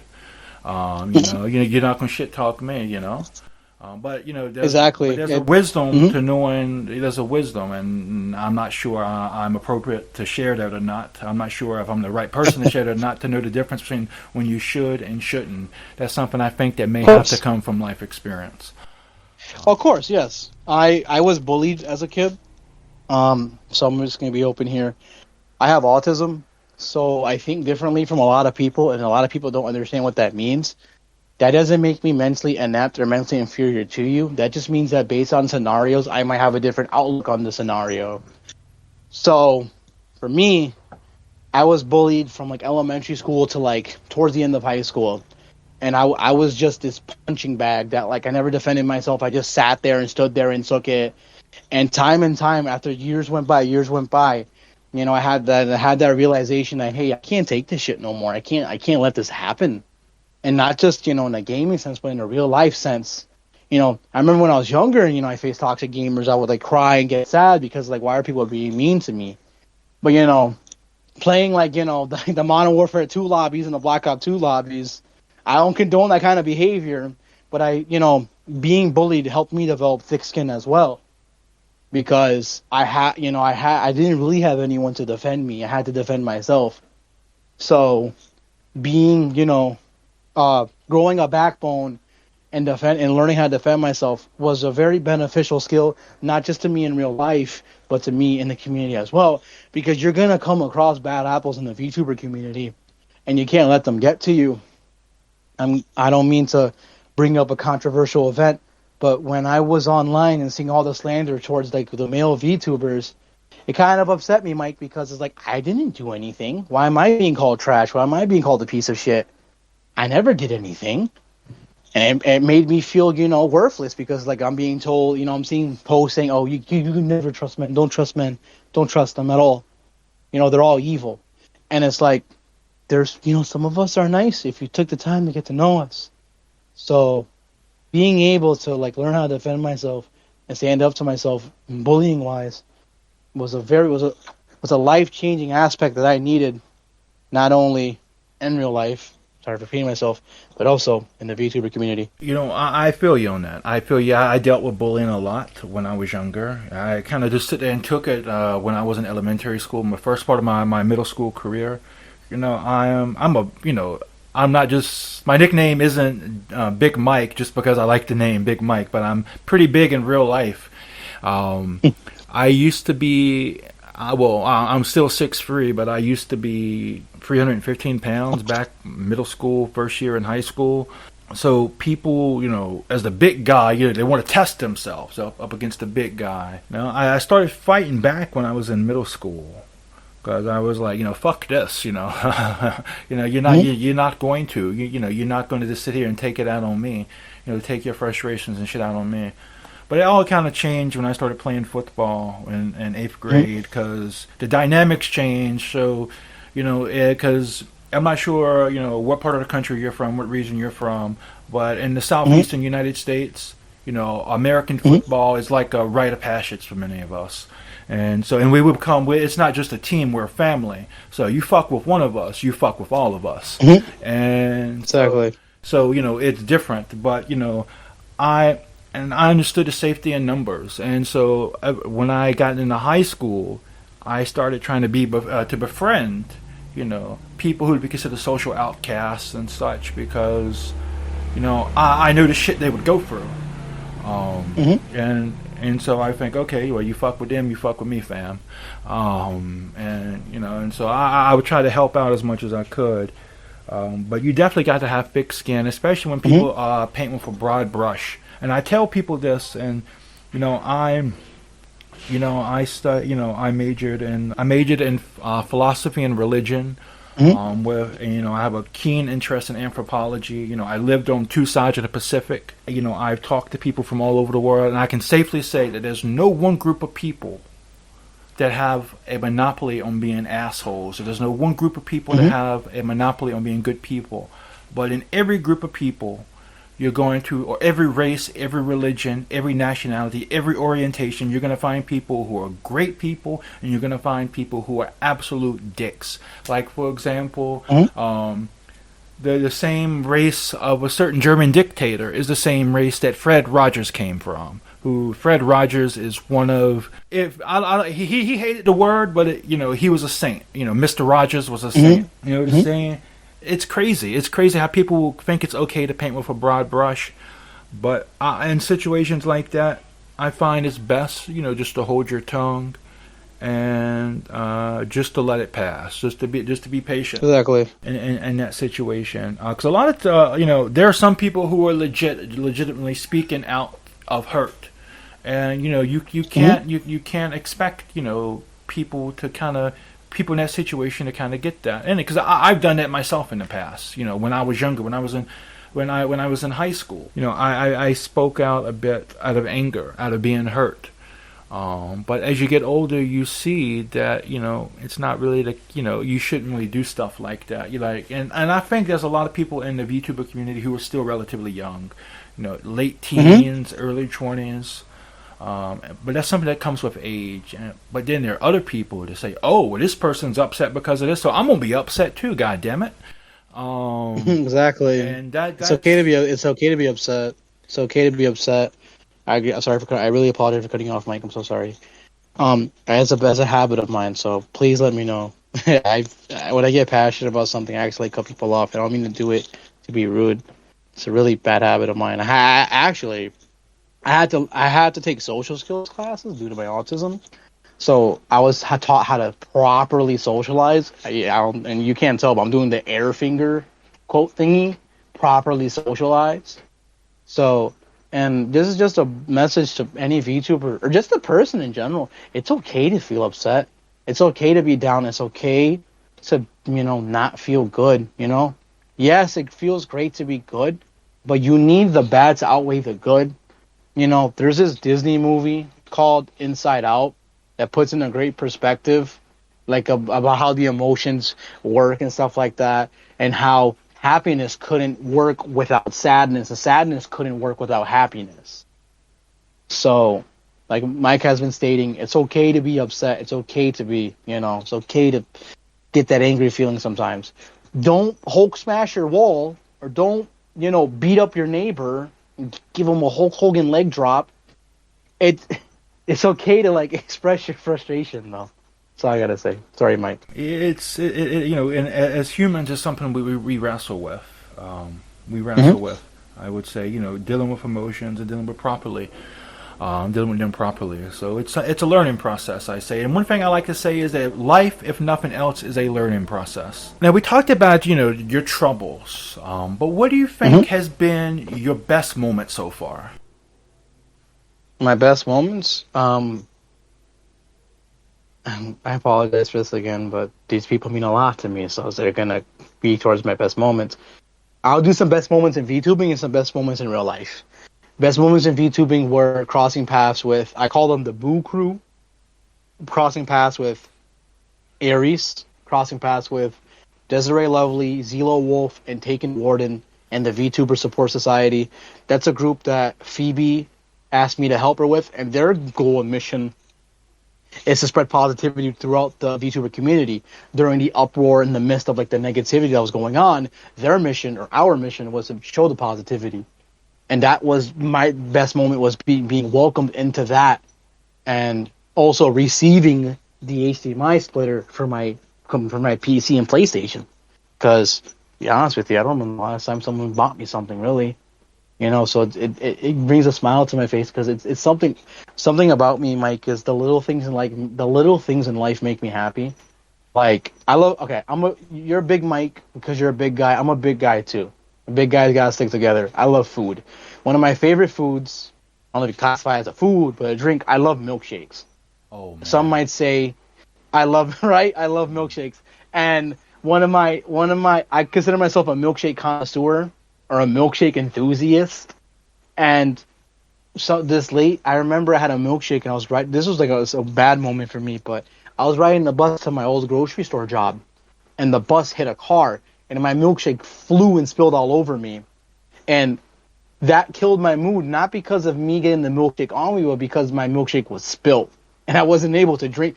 It was a milkshake from Shake Shack. Oh, and those are expensive They're expensive milkshakes. So when I tell you my mood was ruined for the entire day, not because I got the milkshake on me, but because I didn't get a single sip out of that milkshake. That ruined my mood. So the little things in life you can give me, because I made a throne, but I don't want people to buy me stuff on there. The friend Aries who bought me the HDMI thing, I got her a couple of things, so she wanted to exact her revenge. So she bought me something. I don't get how that's revenge, but it was a funny revenge. And having, getting that really, is helping me with my VTubing stuff. And just to receive something, it feels great. I love giving. I love to give, unfortunately. Well, it's not unfortunate. It's a good and a bad thing. I collect anime figures, and I had one of the most prestigious Nendroid figures in the world. I had about like 150 to 200 of these things, and one of my friends wanted to kickstart their VTuber career, and I sold that entire collection to help them. But not only that, they had some personal stuff going on that I wanted to help them with. They never asked me to help them. I helped them with it because that was my conscious decision as an adult. Sometimes I make good decisions, sometimes I make bad decisions. Sometimes I decide, hey, it's just 2 in the fucking morning. Instead of sleeping, I'm going to game, or I'm going to fucking eat this like pint of like mint chocolate chip ice cream. Mint chocolate chip ice cream is actually pretty good. So if you disagree with me, no. Stop shitting on mint chocolate chip. It's a good flavor. Sorry for going off topic, but yeah. Some other good moments. This interview, actually, it's a very good moment for me. And I'm not saying that to suck up to you. I was really looking forward to this interview. And not for the fact of exposure, but the fact that I'm able to be myself and be comfortable with you. I've only known you for about an hour or so, and I'm already super comfortable. So to let stuff that I've been holding in out, and also just be able to have a nice conversation with someone. I don't have many conversations with people. I don't really have a lot of friends, so it means a lot. And it's actually one of my highlights of this year so far. So this is actually a really euphoric and really, really feel-good moment for me. Just to be here and to be able to talk to you and laugh and just have a great time.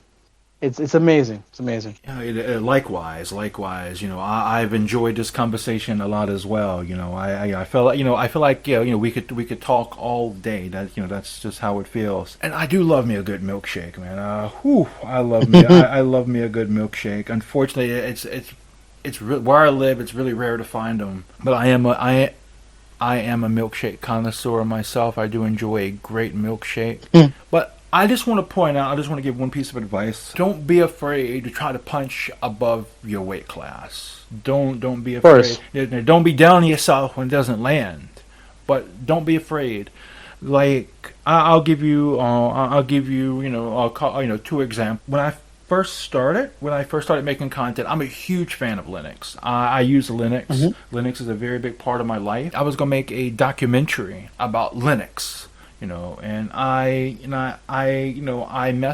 DM'd on Twitter a couple of the accounts I follow, or the YouTubers I follow who are big in the Linux scene, and to see if they would be interested in doing some stuff. I had some other Vtubers who were in the Linux scene as well who agreed to do it, but none of the big YouTubers I had DM'd ever get back to me, which is kind of pretty much what I expected to happen. So that didn't quite work out. Though a couple weeks later, I had just had a pretty down day,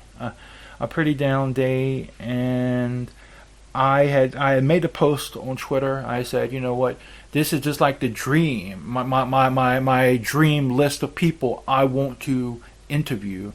And on it were a couple of different people, like Some Ordinary Gamers, Yuri of Wind, Nux Taku, but one in particular, Kitty Meeks. And I made that post, and I woke up the next day, and I'm like, holy hell, she had replied, and she was like, let's do it. And now, just to give you some perspective, at that time, I was just slightly over 1,000 followers on Twitter. She is like, on YouTube, she has like 50,000, 60,000 subscribers, and she's worked in the film industry, the adult film industry, as well. And so, I never expected that. I never expected something like that to happen. And I've gotten some big VTubers to follow me as well. So, but the moral of the story is, don't be afraid to try to punch above your weight class. Don't be too hard on yourself if those punches don't land. But don't be afraid to take that opportunity, because you never know what's going to happen. Now, speaking of stuff, we don't know. I want to ask you this last question before we move on to the next topic. Is there anything you wish someone would have told you before you started? Yeah, actually. Well, this is something I kind of told myself, really, but numbers really don't matter. Make sure that you have fun. I keep saying big believer, but I'm a big believer in having fun. And I'm a big believer in just making memories. I suffer through memory loss because of chronic depression. That's actually a symptom. I'm not diagnosing myself. I'm not one of those people that go on WebMD and have a cough and think they have bronchitis or something. I generally have memory loss. And one of my things is I have a lot of bad memories of the past, and I want to make new memories with new people, because I don't know if you would consider my thinking realistic or like a negative Nancy, but I'm the type of person where it's like, I tell myself, hey, you can't achieve your dreams. You're not meant for that. You're not meant for this. You're meant to work a generic-ass 9-to-5, get an apartment, live by yourself, die, etc., etc. And, what I do, one of the things that I wish was told was not only just to have fun and to keep pushing, but like we said earlier, be yourself. Not many people told me that, but the people that have told me that, it clicked in my brain. Be yourself. I've always, not always, but when I was younger, I was ashamed of being myself. One of the reasons is I was embarrassed of being autistic, because I was learning what that was, and I was being bullied for it, and I was being bullied for something that I didn't know I had, and I didn't have anyone in my corner, like not even my own parents. So it's like, to be, treated so differently and not knowing why. It was a scary experience, but if someone told me at that time that, hey, it's okay to be different, it's okay to be yourself, I would have lived my life in my yesteryears more differently than what I did. But I'm glad that I know that now, so that my adult years can be better than my youth years. You know, that rings true for me, man. That really, really rings true for me as well. You know, there's so much I wish I could go back and tell, you know, Mike when he was younger. Okay, Mike, don't do this. All right, Mike, you gotta be a tougher person in this. You can't be too good of a person here, Mike. Or you got to do this, you got to do that. But you know, just goes back to what I said earlier. You know, life is a learning experience. Now, I want to shift gears a bit, and we touched on this a bit, you know, over the course of our conversation. But there's one specific question I want to ask you, and I want to ask you this because you know, you and I, we're both small, so our perspectives are going to be different than say bigger people in the community. Mm-hmm. Is there anything you could change? All right. Is there anything you would change about the VTuber community if you could change it? Yeah. And if so, what would it be? Oh yeah. Oh yes. Definitely a lot. Yes. I'm just gonna be upfront and say this. Not all male VTubers are bad. I'm just gonna say it upfront. I'm sorry if you get upset with my opinion. Guess what? I don't care. Not all men VTubers are bad. We're not all the spawns of Satan. Just because you have one bad experience with a male VTuber doesn't mean that we're all the same. I understand that you want to proceed with caution for your own discretion, your own safety, but don't label me as something I'm not without, you know, taking the time to get to know me, because I've been labeled my entire life, and labels aren't fun. So, just an FYI, not all of us men are bad. Just gonna throw that out there. Another thing too, and I think we mentioned this in the beginning. I don't know if that's going to be a part of the interview or not, but we talked about how bigger channels don't support smaller channels. I really wish bigger VTubers, if they're able to, of course, they're not obligated to, but I feel like I wish bigger VTubers could like give a shout out to a smaller VTuber or do like a collab or something to not only give the smaller person exposure, but to just show that there's some amazing small content centered creators. There's a lot of small content creators with like 100 followers or less who make very cool content that actually immerse me and entertain me. I'm gonna be honest with you, it's very hard to keep my attention. So if you're able to keep my attention, then you're doing something right. So if the bigger VTubers combine their talents with the smaller VTubers, not only will we would get more media, but we would be able to support each other from both sides of the spectrum. And I think, I'm trying to think honestly. Oh yeah, another thing too. I'm gonna go on a little rant here, Mike. So I'm just giving you a warning. This is for the VTubers that have like the live 2D models. Shut the fuck up about people with PNG images. They're just as valid as you are. I use a PNG image because one, I'm broke.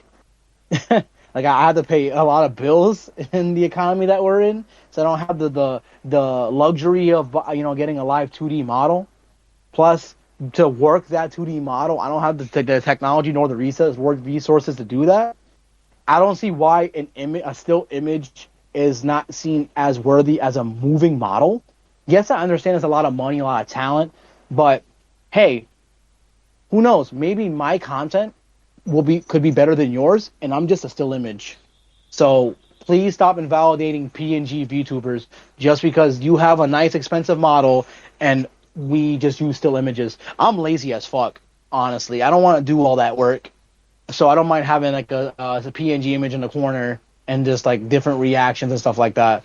Because I'm lazy and I'm not spending $1,000 on like a live 2D model.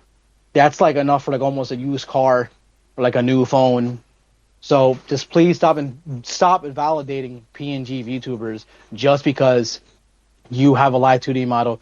Get the fuck off your high horse, because none of us care. You know what? Amen to that. Amen to that. I'm a huge fucking supporter of PNG tubers, and I'm really, really, really big. I am really, really, really big in giving them a platform. And I'm really big in being against the assholes who are against them. All right, and you know what?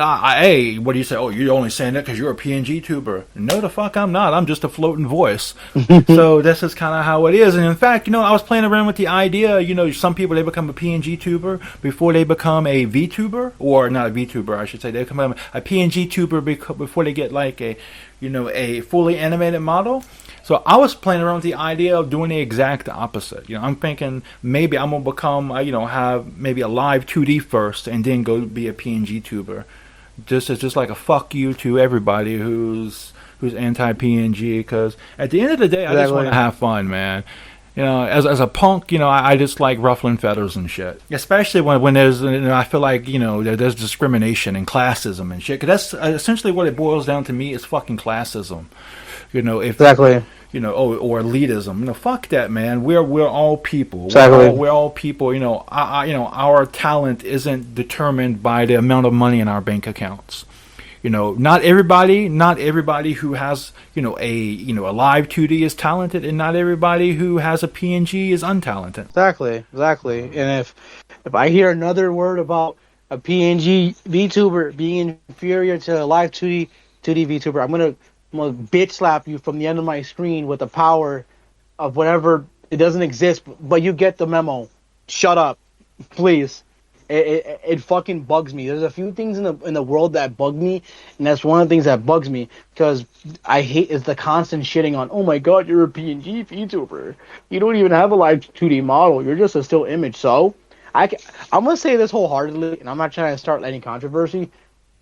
I know more PNG tubers that have better content than live 2D models. It's not about the model. It's about the person behind the model and the content that they put out. As long as the content that they put out is good and somewhat consistent. I mean, yes, life happens and shit happens where you're not able to be consistent, and a lot of us, or at least the adult spectrum, understand that. Then you're golden. I know a lot of live 2D models who their personalities aren't the best and their content isn't the best. But I know a lot of PNG models whose content are engaging and welcoming and comfy and just fun to be around and just a fun form of medium to absorb. I'm just going to defend myself here. I'm not shitting on live 2D models. That's not my goal here. My goal is I'm just tired of the constant belittling of PNG tubers. They're just as valid as you are. We're one community. Instead of shitting on each other, we should stick up for each other and be there for each other. Amen to that. And the same with V-Roid as well, man. If you're a V-Roid, VTuber, you're just as valid as a live 2D VTuber. So yeah. Exactly. So fuck classism. I would say. Mm-hmm. And I would say my last guest, is my comfort VTuber, and he's a PNG tuber. A very, very good VTuber. I highly recommend giving him a follow. Abby CM. Now, I want to shift the gears again. I want to start focusing on your debut, or the idea of a debut. So, what kind of planning goes into doing a debut? So, for me, my planning that's going on right now is what can I do to engage someone, get someone's attention, but also make sure that what I'm doing shows who I am and introduces what I can do as a VTuber and as an entertainer. So specifically for my debut, what I've been planning kind of stuck on what I want to do. Because there's a toss-up between playing Yakuza 6, which is a story-based game, playing For Honor, which is a multiplayer-based game, or just doing a basic introductory stream and just introducing myself and chatting. My thing with that is I'm not that great at carrying a conversation unless I have someone there. Because that's one of my biggest worries is talking to someone via screen and not seeing much engagement. So as long as so I'm going to say this up front, I already decided what I'm going to do in terms of my debut. I am more than likely going to be playing. I think I'm going to play For Honor. I'm going to play a game that's near and dear to me. I'm going to play a game that people get to see me react and people see me rage and stuff like that. I want people to see who I am. I want people to know who is Menso, the VTuber, and who is this guy behind the image. Because there's an image that represents me, because that's my character, but I'm not portraying a character. I'm just branding myself as said character. Because Menso and myself are vastly similar. The only difference is that I don't have an eye patch IRL, and I'm not that thin. So, my debut, I just want it to be engaging. I want it to be fun, and I just want, to have someone give me their time. Really, I'm slowly working on networking myself. I actually have a very, very funny art coming out. Well, I'm going to commission it because you said you're very behind on the Marvel movies, but there's this new Thor movie coming out called Love and Thunder, and I want to get a poster of my character paying homage to the movie poster and just call it Menso Love and Vtubing, and then just put my release date like a movie poster because my debut date is the same day as when that movie comes out. So I just have to make sure that I am cordial with my planning and I just have fun. The main goal, Mike, is to be myself and have fun. So That's the main goal. I've already decided what I'm going to... Huh? Oh, was that a coincidence? Was it a coincidence that What do it's you the same date, or did you plan it that way? To be honest, it was a coincidence. It was a coincidence. Because, to be honest with you, I'm going to go see the movie the 7th of July, which is a Thursday. And then the July 8th, it's going to be like my the day I debut. I haven't decided on the time yet, but to be honest, it's probably going to be around nighttime. It depends on like the day after what time I work. If it's early in the morning, I'm going to try to schedule for like 7 or 8. But I haven't really gotten that far yet. I've gotten far enough to know that I'm doing this game. I'm doing it this day. I have some of the basic stuff that I need. I got to get more of the stuff that I need and then go full force with the debut. I want people to know that I'm going to have fun during my debut. I'm not saying that I don't care about people. I'm just saying I don't care about numbers. I don't care if I have one viewer. As long as I have one person, I love repeating it. I love the number one. As long as I have that one person giving me their time. Okay. The concept of time is very fascinating to me. I don't like my time being wasted. In a sense that, like, I have a friend who rages a lot when he plays video games, and he'll tell me to get on. And I work a lot of hours, so when I get home from gaming, I want to game with my friends and, get my mind off things. And he'll, like, rage quit in the middle of a game.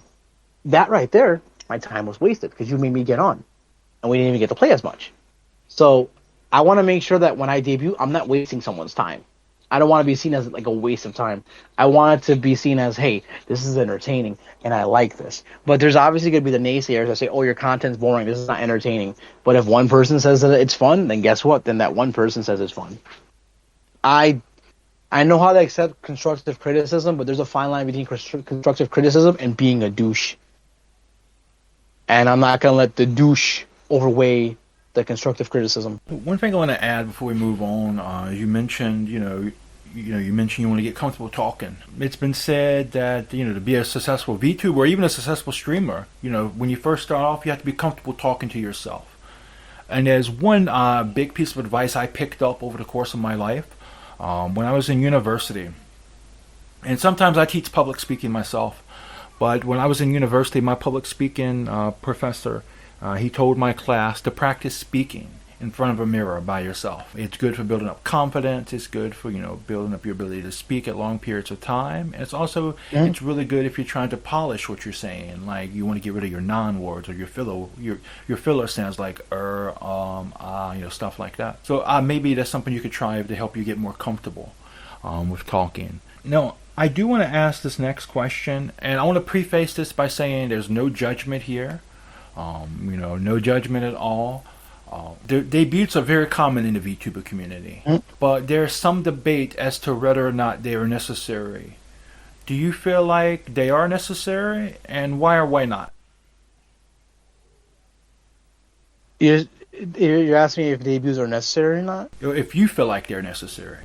I personally, that's up to the person who's gonna debut or not. A lot of people have told me they just started streaming without a debut. I just feel like I just want to do a debut to see where it goes. I'm not doing it to like, oh hey, I'm debuting because I'm following like this VTuber code or this VTuber meta. I'm very firm on going against the meta, going against like the man and going against like the rules. But I just want a debut to see where it goes. I just want to see if, I'm able to garner, someone to come watch me. If it goes well, as long as I'm happy, I don't have like a super scuffed stream, then the debut went well, for me at least. But a debut is not vital to be, for a VTuber. You can easily just get your stuff boot up and just start VTubing right then and there, really, in my opinion. I mean, it is easier to like network and build up, a little like notoriety, but that's not vital. That's not needed. As long as you have the components and the technology to start, you can start whenever, honestly. You don't need to debut. I'm just debuting because I just want to see how it goes, honestly. Yeah, I feel like that as well. I want to preface this by saying I'm not necessarily against doing popular things or liking popular things. Because right now, well, not right now, but right now, my favorite TV show. Well, it's not right now my favorite TV show, but it's been my favorite live action TV show for a while. Is Better Call Saul, which right now is I love that show. I love that show on TV. So I'm not against liking popular things or doing popular stuff, but what I am firmly against is doing something popular or liking something popular just because it's popular. So that's what I'm against, and I feel like I'm not going to do a debut myself. I think I'm just going to I tell my audience all the time it's just one day I'm gonna pop up. 1 week you're gonna tune into me. It's gonna be a floating voice like I am now, and the next week you tune into me. You're gonna see an avatar there, and that's it. No flair, and pretty much nothing's gonna change. So that's pretty much exactly. That's pretty much just kind of my thing. And I'm not throwing shade at people who do debut. I'm not throwing shade at them at all because we all have our own paths to blaze, our own trails to blaze. But what I am firmly against are people who do stuff just for the sake of doing it, or just for the sake that it's popular, I should say. Now, before we end off, there are a couple things I want to ask you. If someone wants to be a VTuber, what advice would you offer such a person? Honestly, if you like content creating and if you like gaming and if you like just entertaining someone or even yourself, then go for it. I mean, I'm doing it just because I have a big passion in gaming and video production and anime. If you tie anime into VTuber stuff, then if you feel like it's a fit for you, then do it. But don't do it, with the mindset that you're gonna get noticed and that you're gonna like make money and you're gonna be a part of big groups and stuff like that. Because the likelihood of that happening is very slim. Do it for yourself. VTube because you want to VTube. Don't VTube because anyone else wants you to VTube. Another thing too is like if you can't stream, don't apologize really unless it's like unless it's like last minute. Go ahead and apologize. But if you have some like IRL stuff going on, don't apologize for it. You're an adult. You gotta handle your business. You gotta handle your shit. And the viewers have to learn that. We're not these like fantasy characters. We're real life people with real life struggles. Amen to that, fam. Amen to that. I love my I love my friends. I love my followers and the people who they're willing to give time to my content. But at the end of the day, I have a wife and kids. So if something happens, I have to go take care of business. I have to go take care of business. I'm sorry about that. So I definitely understand, and I definitely think that's something many people need to need to understand. And I haven't really seen any male VTubers deal with this issue. But when it comes to female VTubers, sometimes the fans can be a bit not understanding. They buy into the whole parasocial relationship a little too much. Like I saw recently, there was a big female VTuber who was given flack because she was in a relationship. And like, that was very big. That was. He said something about it's very bad for for business. And I'm just like, dude, please shut the fuck up. Just shut up. We are people. We are people. We have lives. We have relationships. And I'm not necessarily against, say, a VTuber and one of their followers, having mutual feelings for each other. I'm not against that at all. Just somebody who's never, showed that towards you specifically, for you to act that way towards them, that's pretty fucking cringe, bro. That's. Exactly, very, very cringe. And to go off on that topic, I may be wrong here, but wasn't that VTubers selling them? Not selling them, so that's the wrong word. My fault. Whoa, I meant like branding themselves as like the girlfriend experience VTuber, like the one that's saying, "Oh, I love you" and stuff like that. I'm not justifying the audience's behavior because first of all, I'm gonna go on a rant real quick. She's not gonna fuck you, bro. She's not gonna fuck you, bro. We're just gonna put that. We're just gonna throw that out in the wind. She's not gonna fuck you, bro. She's not. She doesn't know who you are, right? She doesn't. And most of these VTubers don't really care about their audiences. She doesn't know who you are, so they're not your girlfriend. You're not entitled to their presence. You're not entitled to anything. So I hate people who think that they're entitled. Entitlement is a very big issue in life. And if you feel like, oh, but they're pretending to be the girlfriend of YouTube, it doesn't matter. It doesn't matter because guess what? She's probably getting her cheeks clapped by her IRL boyfriend or girlfriend or whatever they're into, and you're just behind a computer screen. People have lives. People live their lives. So the entitlement has to stop. I pray that I don't garner a toxic audience like that, but I'm very blunt, so it's like I will address my audience in a way that I want to address them. You know what I mean? So it's like I'm not going to let that slide. There's a lot of YouTubers that let that slide, but I'm not going to let that slide. So to reiterate what I said, to the simps out there, man, woman, non-binary, gender fluid, if you're idolizing someone, you're being toxic, and you get mad that they have an IRL boyfriend or an IRL this or IRL that, you need to get checked. You need to get checked because that's not healthy. I have a personal opinion about idolization. I don't want to get into that. I feel like idolization is very toxic. I feel like idolizing like a celebrity or a figure, it's not good for you. So don't idolize someone that doesn't really know who you are or acknowledge your existence. Just enjoy their content, be supportive of their content, and enjoy the media without being a douche. All right, now the last question specifically I want to ask you is, what does the future look like for Menso? What does the future look like for Menso? Okay, that's easy. The future is looking pretty bright for me. There's a lot of stuff that I need to improve on as a person and a VTuber in terms of socializing. Sometimes I come on too strong, a bit, weird in conversating. But I actually have a, disorder that it helps me, not helps me. It makes me like impaired to like certain social cues. I'm not blaming a lot of stuff I do on my disability because I hate people who do that. I hate that. I'm not letting my disability define me. I'm just saying that there's a lot for me to learn as a person in terms of making friends and talking to people, but also just creating content and just to be able to change someone's life, even if it's just being a comfort VTuber or being just someone's entertainment. I don't care if you're like taking a shit and watching my stream or something. If you're giving me your time, then that makes me very happy. So the future is looking pretty good for me, hopefully. I hope to keep getting the support from the people who are rooting for me, the friends that I have, and anyone that's following my social media and just anticipating my debut. It baffles me that there's people actually anticipating me because I've never had that before. It's a weird feeling, but it's a very humbling feeling.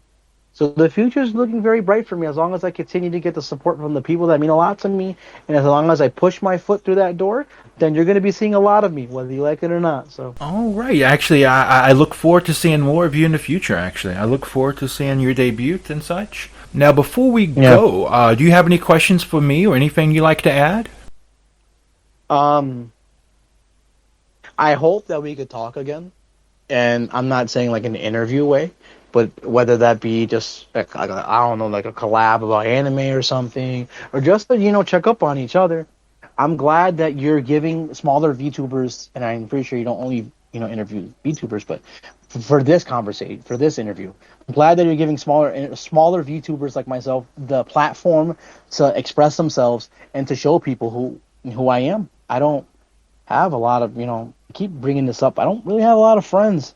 So I'm really happy that I'm able to express myself, and I really hope that once this is posted, that I'm able to, show people that, hey, my name's Menso, and I'm just here to have fun, and I'm here to change the perception of the VTuber community as much as I can. I'm one person, but one person can accomplish a lot. I hope so too. Actually, I hope we can stay in contact. We can stay in touch, and I would love to have you back on again sometime, man. I really, really do. I haven't done this. I haven't done this yet on my channel, but I'm hoping in the coming weeks I want to talk about some anime. I want to talk about some American animation and such. This is a really big year, for stuff I'm into. A new Dragon Ball movie coming out, new Beavis and Butthead movie coming out, new Aqua Teen Hunger Force movie coming out. So many things I'm into coming out. So I would love to have you back on. I really, really would. And I just love to stay in contact in general, man. It's of fun. Course, it's fun. I feel like things are a bit hectic for me at the moment, but my DMs are always open. I would say probably Twitter's probably better because I have a bad habit of neglecting my Discord. But Twitter's probably the better option. If you don't have anything you'd like to add, I think we'll cut her here. I really hope that once this is finished, I'm able to see it and just hear myself, and just also just show people that, hey, I'm very excited to be a part of this community. I got the drive that I need, and I have the people behind me to support me, and I'm really glad that I was able to not only, talk to you, but also just show people who I am. I want to wish everyone a good night, to those who are going to be listening to this, and I want to wish you a good night as well, Mike. Thank you so much for having me, and I hope to come on again. Oh, you're very welcome. Thank you so much, Menso, for joining us, and we wish you the best with your debut. All right, guys, gals, non-binary pals, and waterfowls, thank you so much for joining us as well. Be sure to check out Menso on Twitch and Twitter at the links below. And if you would like to support him but can't donate to him, please be sure to give him a follow. Following Vtubers is a great way to support him. Also, special thanks to Fran, who does a wonderful job doing my art. A special thanks to all of my friends on Twitter. I wouldn't be here without you all. And most importantly, a special thank you to all of you for watching. Please like this video if you liked it. Dislike it if you dislike it. Feel free to comment below and let me know what you think. And if you like my content, please subscribe and turn your notifications on. Until next time, fam, remember, just be yourself and you'll be awesome. Peace out!